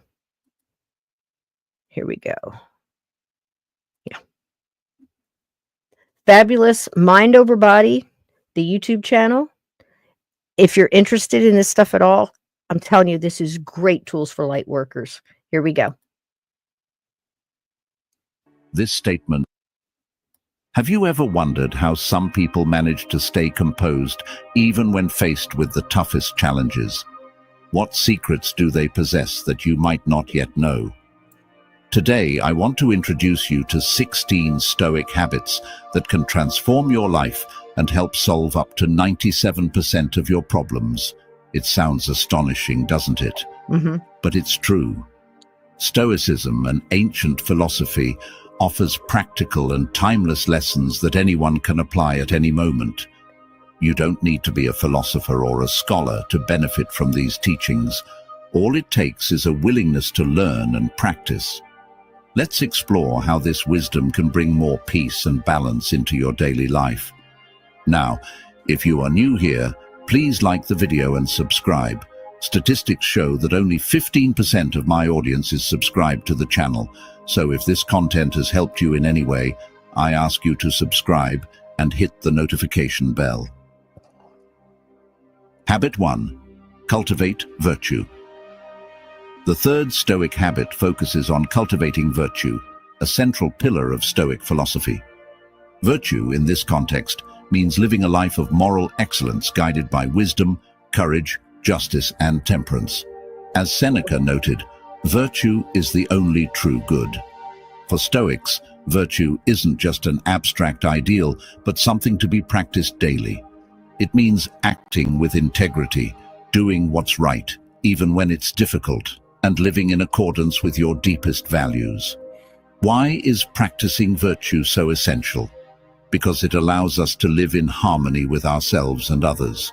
It provides a moral compass that guides us through tough decisions and helps us remain steadfast in our convictions. Imagine a situation where you're treated unfairly. You could react with anger or resentment, but that would only lead to more suffering and stress.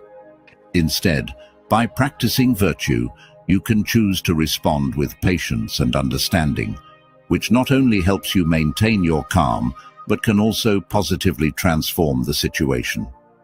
Why does this habit work? Because virtue connects us to our best selves.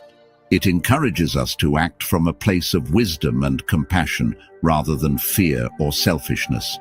When we live in alignment with our values, we feel more authentic and fulfilled. Additionally, virtue tends to have a ripple effect. When we act virtuously, we inspire others to do the same. Habit 2. Live with intention. The 10th habit in Stoicism is living with intention. The Stoics believe that every action should be purposeful and aligned with our values and goals. Absolutely. Seneca said, "Life is like a play. It's not the length, but the excellence of the acting that matters." This insight reminds us that it's not about how much time we have, but how well we use it. Why is intentional living important? Because when our actions are aligned with our values and goals, we live more authentically and satisfactorily. I got to stop it there. How light worker is that? Think now. This is amazing. Yes, Ben Franklin, so many different inventions, Lisa. He's one of my favorites, even though he was a womanizer and a hoe. But, everybody knew it. and he knew it, and he was fine with it. I'm fine with it. Um, I'd buy him a beer quick. We'd have a good old talk. But this is so light worker, and you really need, a lot of you are next level. You've been doing this a lot of years. You know what you have to do. You got your grounding down. You know when you need self-care. You know when all the things I've been saying tonight, you're there. This is kind of next level to make it even more so, because I think what's going to happen is the spiritual warfare is really ramping. Okay. I can hear the hissing and the writhing and the spitting of the snakes and the demons. I promise you I can. And when you corner something like that, that's fighting for its life, it will lose, but it's in its throes. It's going to come at us in so many different ways. I almost think of those little old movies where they have those little jungle, what they call them, pygmies, with the little, like they're shooting the poison darts at you and just keep getting hit. It's like, gosh, I get cut off on the way to work, and I get here and I break a heel on my shoe, and then I get here and spill coffee on something, and then the computer's not working, and I got all these emails, and this jerk over here wants to talk about how she knows her husband's cheating on her, but she's not going to do anything, and I know he's abusing her, and it's really getting into it's working its way into my groove, man, and you're just about to lose it. You have to go stoic for your own survival. Here's the thing. If you do not take care of you, you cannot be there for the battle. You cannot fight the battle. You're going to be so bogged down by, Bobby Sue, who is in this bad relationship, and you're just trying everything you can. Let her swim. Do what you can. What can I do? What should I do? Let the rest lie. You have to. You got to stop jumping in the ocean to save these people that practically drowned you as you're trying to save them. And then once you get them to shore, you turn around, you think everything's good. They're back in there drowning again. They are responsible for their journey. We are gatekeepers. We stand at the gate. We're not trying to guess who goes in and who goes out the gate. That's none of our business. We're just here to give some advice and some wisdoms that we gathered on our journeys. We are not perfect. We need each other to stand up. We come in here and we ask to get fulfilled, to get refilled, so we can go on to the next day, or we can learn a little something that we're interested in and add that to our toolbox and to our knowledge, to our file cabinet. But boy, the next thing that happens, you pull up these little tools and you try them out. I think you're going to feel so much better, because they're less draining from some of the other things that we just try, because we're compassionate people and we want to make the hurt go away. That's our first thought. We want to make the hurt go away, whether it's somebody who's infirmed or sick or mentally twisted or some other way. Please remember, you do not know who you're talking to on the other side of that keyboard. You don't know what state of mind they're in. So go easy, but be stoic, be firm. Try to take that extra emotion out, because I find, like, if I start getting emotion in it, animals, I lose it every time. I've still got it together, but it gets in. If you understand what I'm saying, we all have something, right? But with people, I have to sit there and I have to, just like with ghosts, I have to figure out, what mindset are you in? What type of person am I talking to right now? I mean, it's so draining. And by the time you get down to the core problem, you find out there was nothing to begin with. It was just enough to set their pinball ricochet rabbit around the room. And all of it could have been prevented by people coming in here and going, hold on a minute, I forgot the kind of people I was dealing with.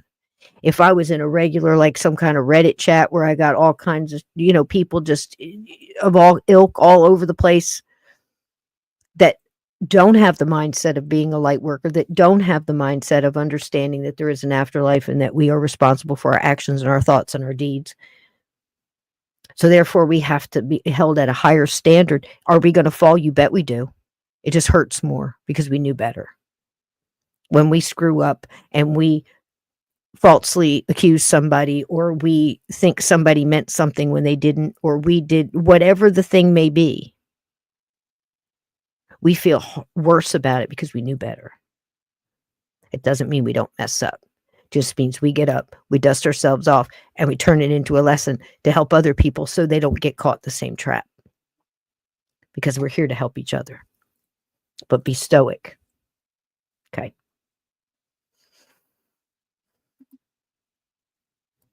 It allows us to make the most of our time and energy, giving us a sense of direction and purpose. Why does this habit work? Because living with intention provides clarity and focus. It enables us to prioritize our actions and make decisions that bring us closer to our goals. Absolutely. Additionally, living according to our values gives us a sense of integrity and fulfillment. Hi, sweetie. Habit 3. Embrace moderation. The sixth habit in Stoic philosophy is embracing moderation. Moderation is a key aspect of virtue in Stoicism, helping us avoid excess and maintain balance in our desires and actions. Aristotle, in his Nicomachean Ethics, argued that virtue lies in finding the mean between extremes. Why is moderation important? Because living a balanced life helps us avoid the pitfalls of excess, whether it's in material pleasures, work, or emotions. Moderation keeps us grounded and focused on what's essential, preventing distractions from derailing our progress. It's also very Buddhist, Consider very a monk. ship that requires balanced weight to sail Right is smoothly. right. Similarly, our lives need balance to move forward harmoniously. Why does this habit work? Because moderation leads us down the middle path where we can find peace and stability. It helps us make wiser decisions and avoid the regrets that often accompany extremes. Habit 4. Cultivate self-discipline. Next, we turn to the eighth Stoic habit, cultivating self-discipline. Self-discipline is vital in Stoicism because it helps us stay on course and act in line with our values and goals. Epictetus reminds us, "No man is free who is not master of himself." This quote emphasizes the importance of self-discipline in achieving true freedom. When we have control over ourselves, we can make conscious decisions and live according to our principles. Why is self-discipline crucial? Because it allows us to resist temptations and distractions that could lead us astray.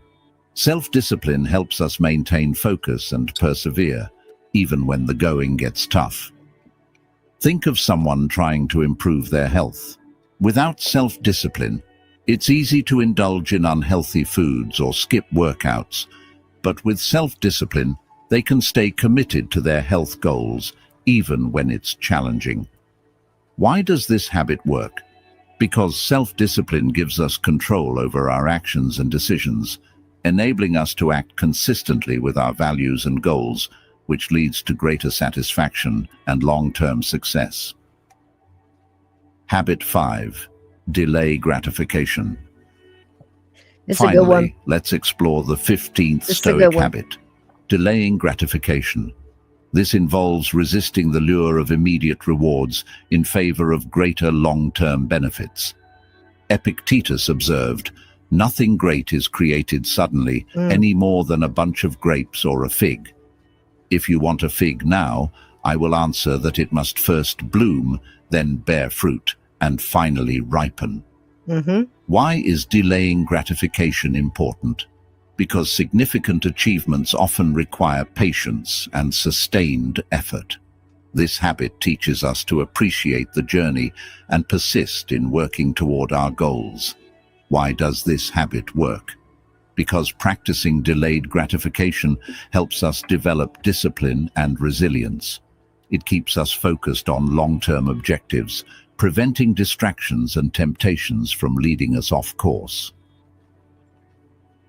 Habit 6. Pursue lifelong learning. The 14th habit is pursuing lifelong learning.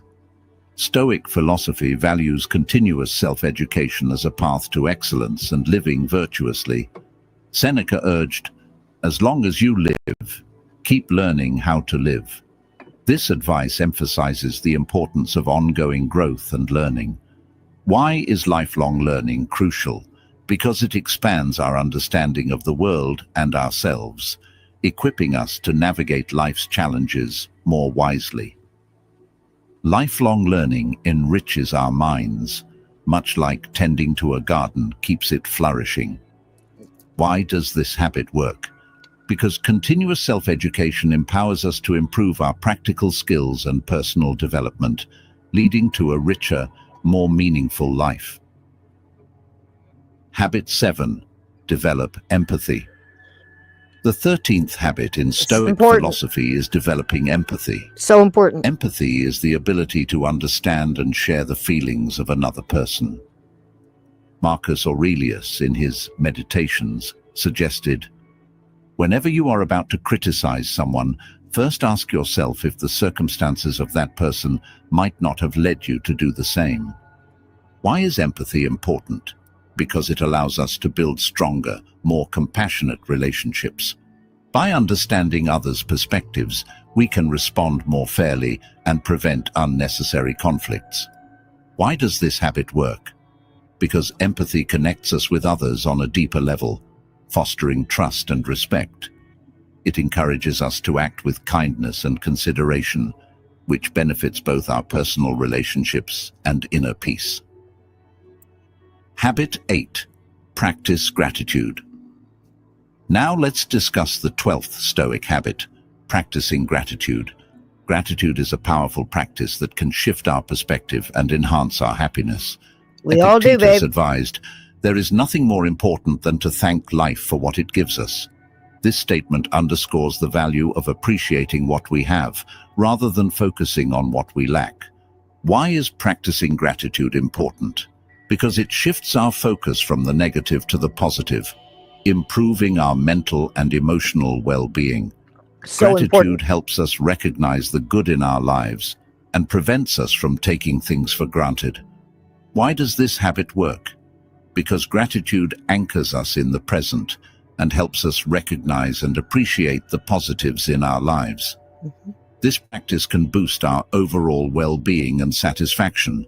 Moreover, regularly expressing gratitude can strengthen our relationships and make us more resilient in tough times. You have now reached the halfway mark of the video.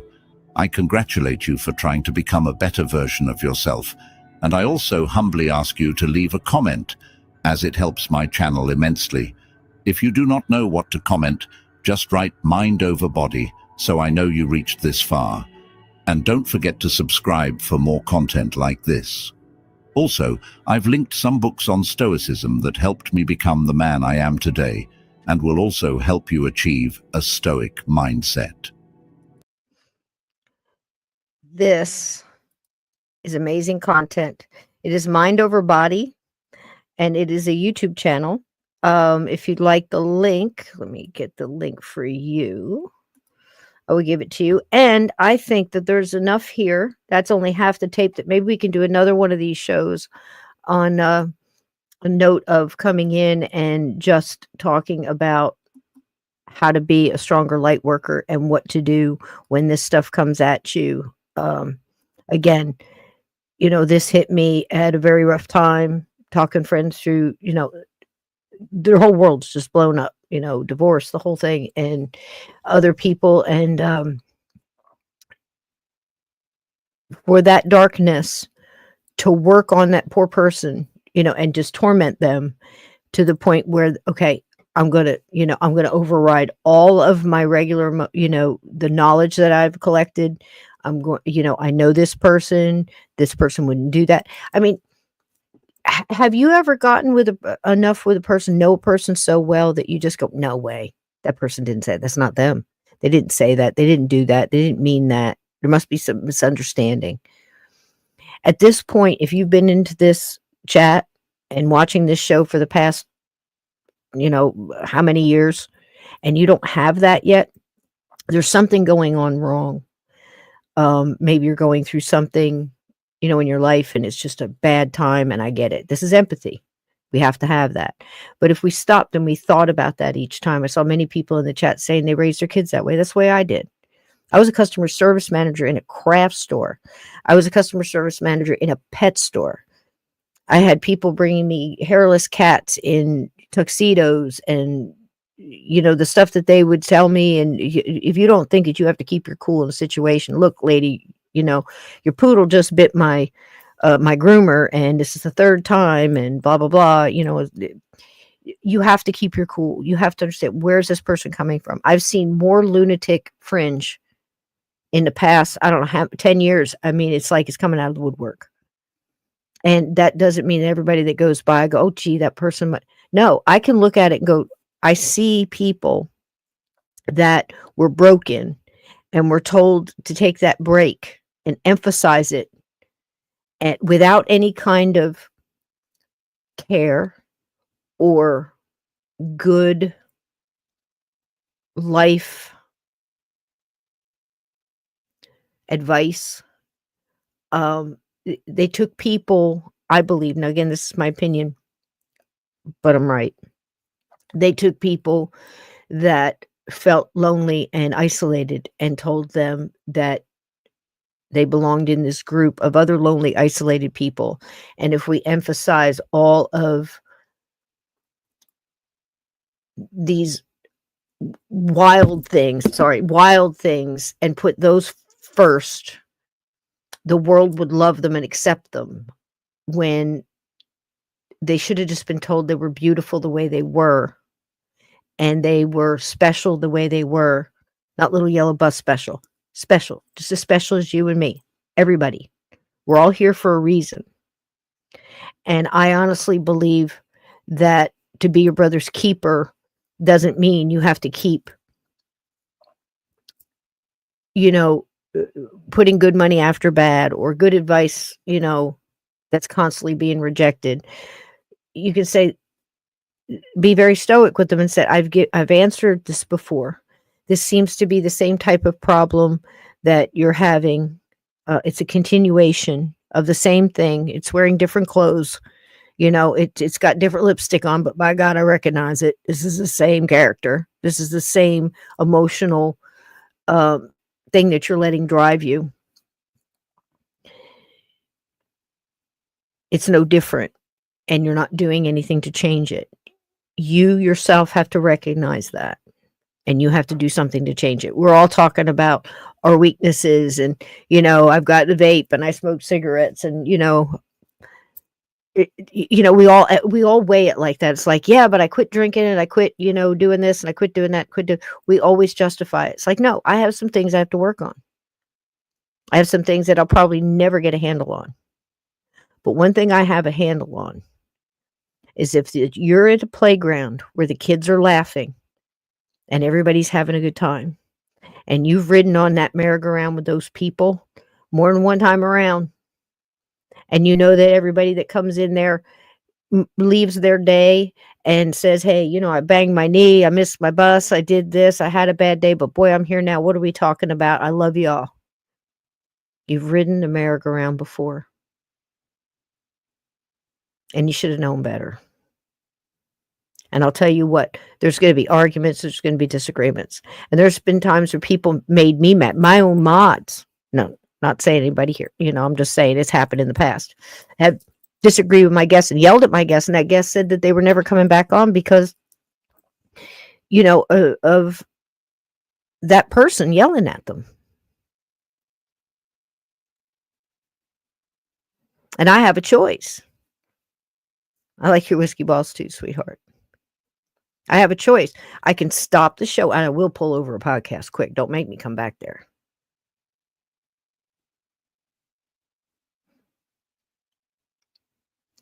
And then I got to call that person out, or I got to put that person in timeout. And just in case you guys didn't know that, mods, I have no problem. If you see something I don't see, and you think that there's something's getting stirred up, all I want you to do is have empathy and say, could you clarify that? What did you mean by that? Well, I don't agree with the guest, or I think Cisco's full of shit, or I'm mad at this person because in another podcast, they said this to me in this chat, and now I'm bringing it over here. Not up in here. You will get muted immediately, especially if it's a guest. If they're yelling at a guest. You disagree with the guest, That's fine. It's free speech. You can say, I disagree. And if you don't want to be here, don't stay in the chat and keep yelling at people. Leave and come back for another show. Be an adult. Unless you're a kid. And if you're a kid, learn to be an adult. Because that's how adults act. It's how adults in the room act. And light workers for sure. We don't come crumbling apart because we think somebody said something. We walk up to the person that we say we love and we say, what did you mean by that? I may have taken that wrong. Is there another way you can say that? Oh, sure. I'm sorry. I didn't mean that. I was talking to my, this and all this stuff was going on. And I just said it that way, to be funny or whatever. Haha. Oh, okay. Done. You don't hide behind a tree and eavesdrop and then take it upon yourself to understand 10 different people, what they were thinking, what their emotion was, what they meant, and that it was directed at you with ugly intent.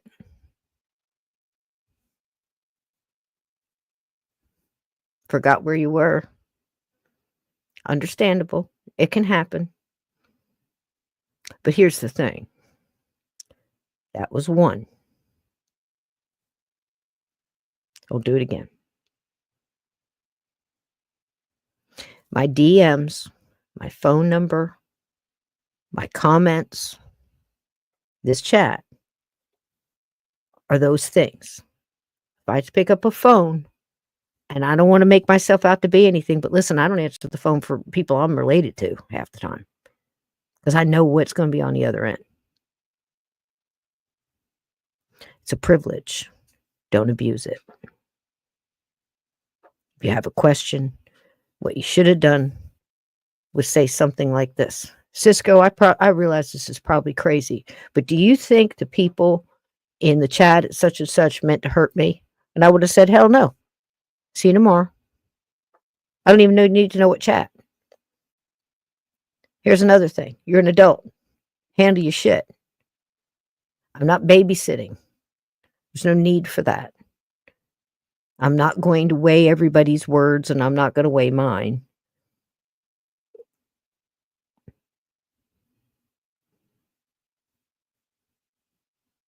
And I really think that people should take a break from going back and forth to a lot of different shows and then bringing that to other shows, if that's what's going on. I'm not sure. Because I cahoot with no one. Steve. And that one you're not ever going to break up. So try as you might, I know about all of it. You forget. I have psychic abilities.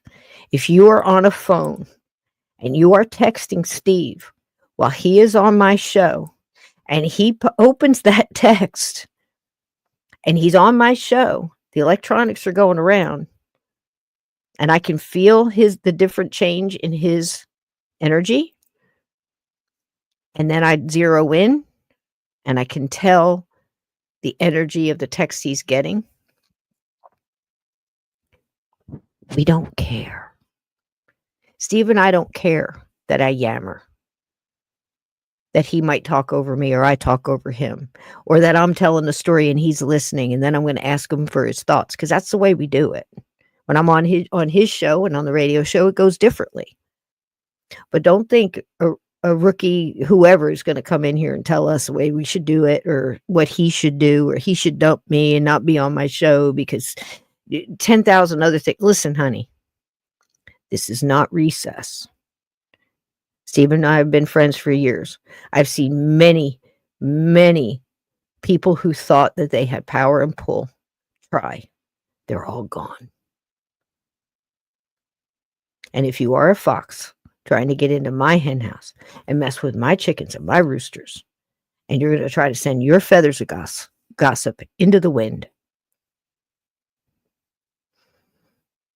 you're going to get a boot.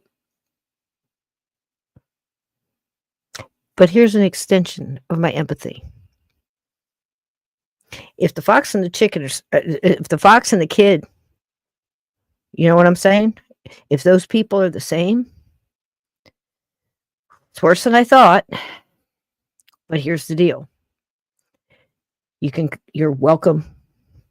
You're welcome, but you can't go in the chicken coop. Not till you behave yourself. You're welcome to sit outside and listen. You're welcome to, partake, whatever. You ruffle one feather on one chicken.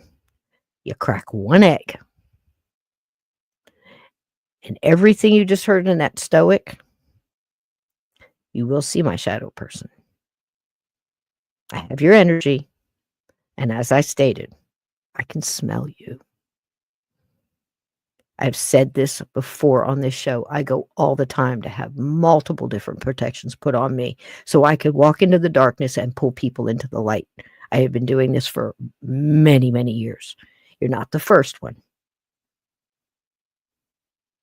But because I care, I'm telling you, do not be shy. Be an adult and just be chill. Or not. This show will go on either way. This chat will be protected. These light workers will be protected. And whether you like it or not, so will you. Because my love extends out. And all the misunderstandings are forgiven. Because I'm wiser. I'm older. And I've seen this bullshit before.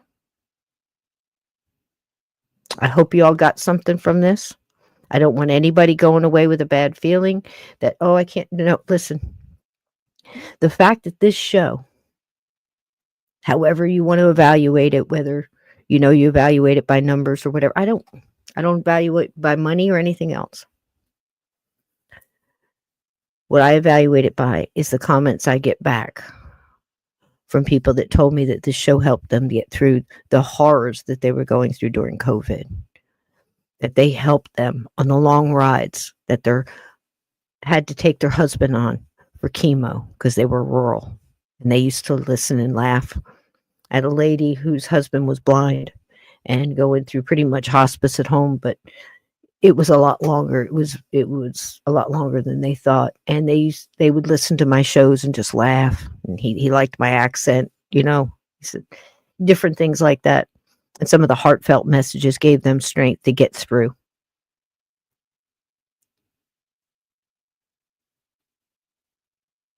That's what I do it for. I do it for everybody in this chat, for everybody listening. I do it for the spirits. I do it for the ghosts. I do it for the animals. I do it for nature. I do it for life. I do it for death. I do it for energy. I do it to ease your pain. I do it to give you hope, to let you know how strong you are as an individual, how important you are, that the light comes from within you. But there's always going to be somebody who wants to put that light out from jealousy or ignorance. Don't you let them. And you're going to come put mine out. You better bring a big gold cover. Do not battle me. Do not battle me.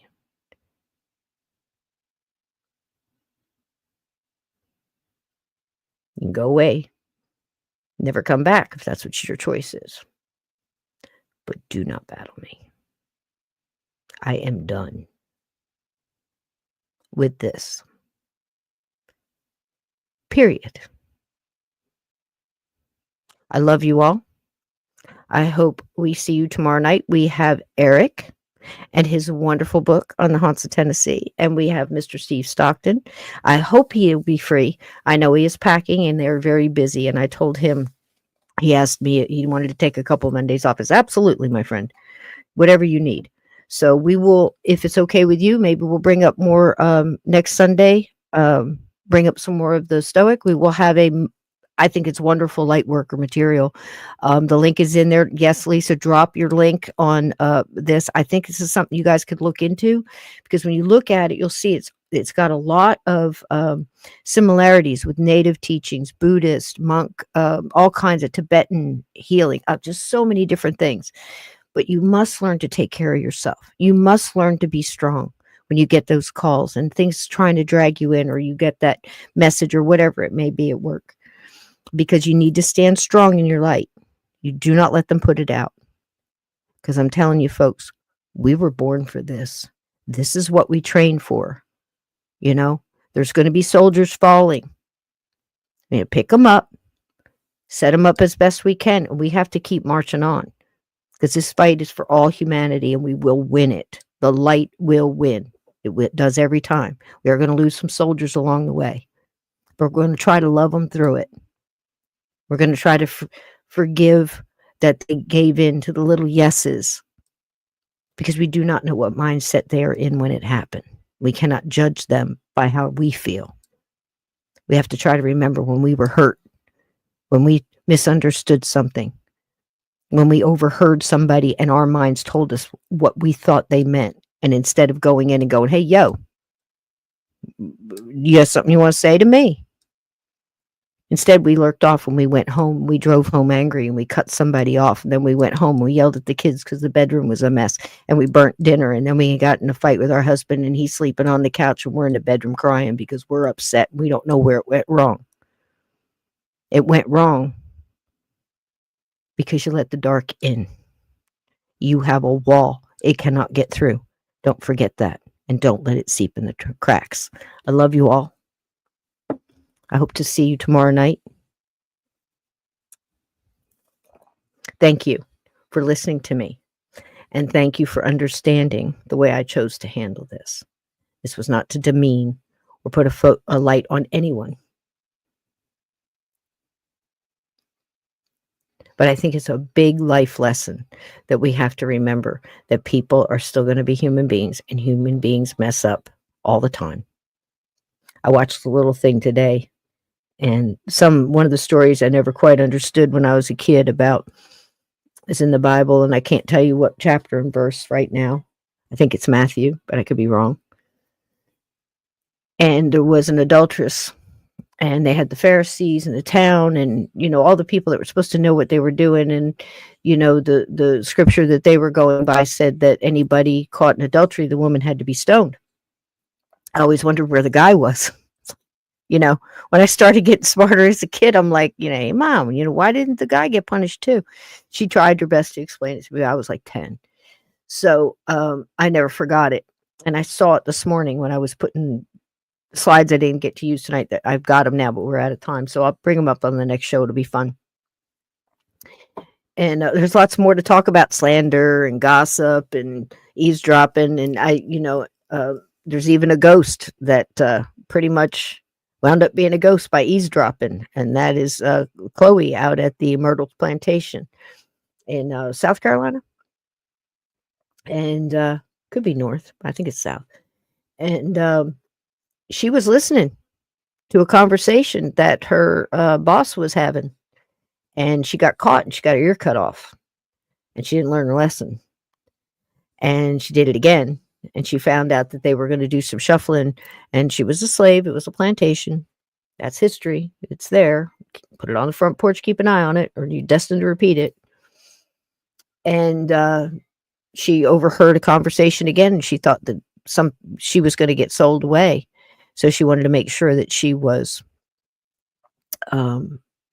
needed and showed her self-worth. So she put white oleander, a poison, it's a flower, tree, bush, and mixed it into the cake, because she thought if she just made the kids and the wife just a little sick, she'd take care of them, and they would, know how valuable she was, and they wouldn't get rid of her.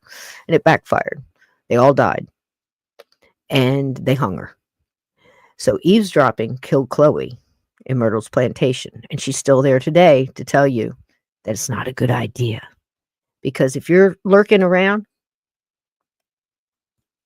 and you're in that mindset and you're lurking and you're looking at a bunch of people talking, anything can look like what you're looking for, especially in text.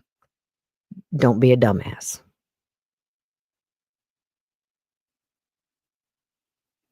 Yeah.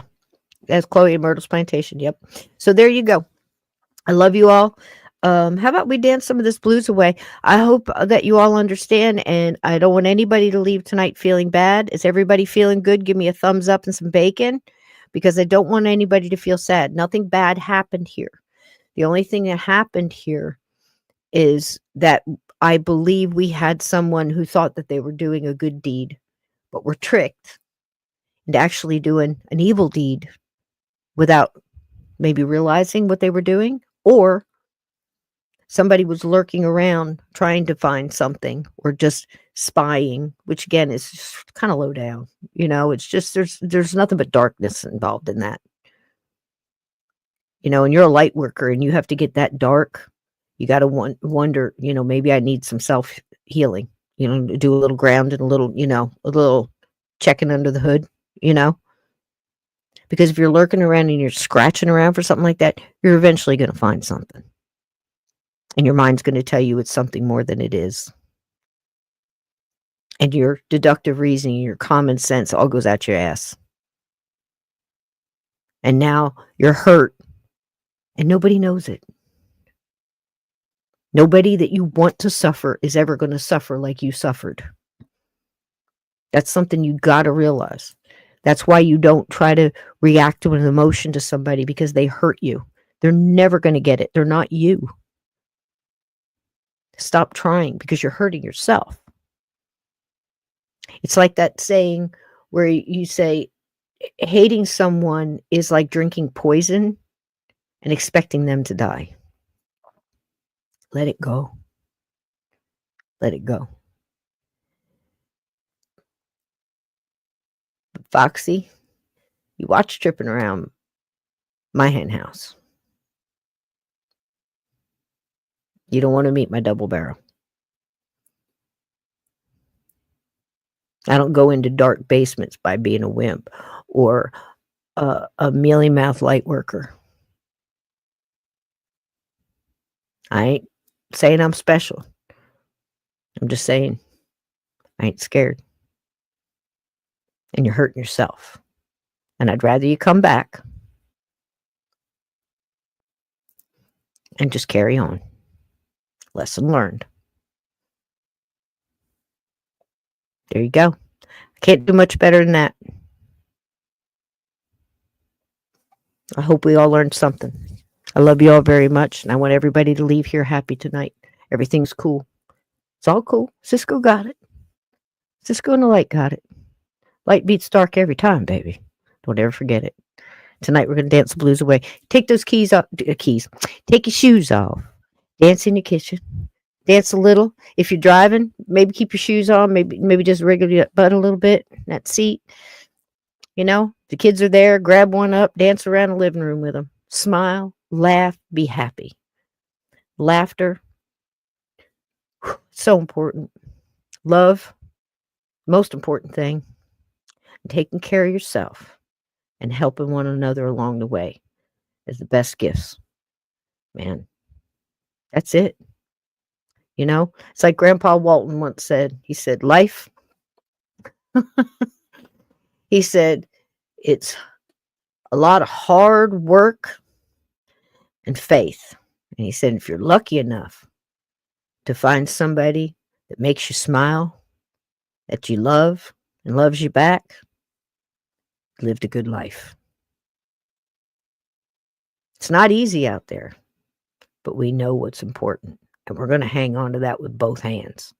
And we don't let anybody break that bond. I love you all. Dance your blues away. See you tomorrow night. Bye, hanging.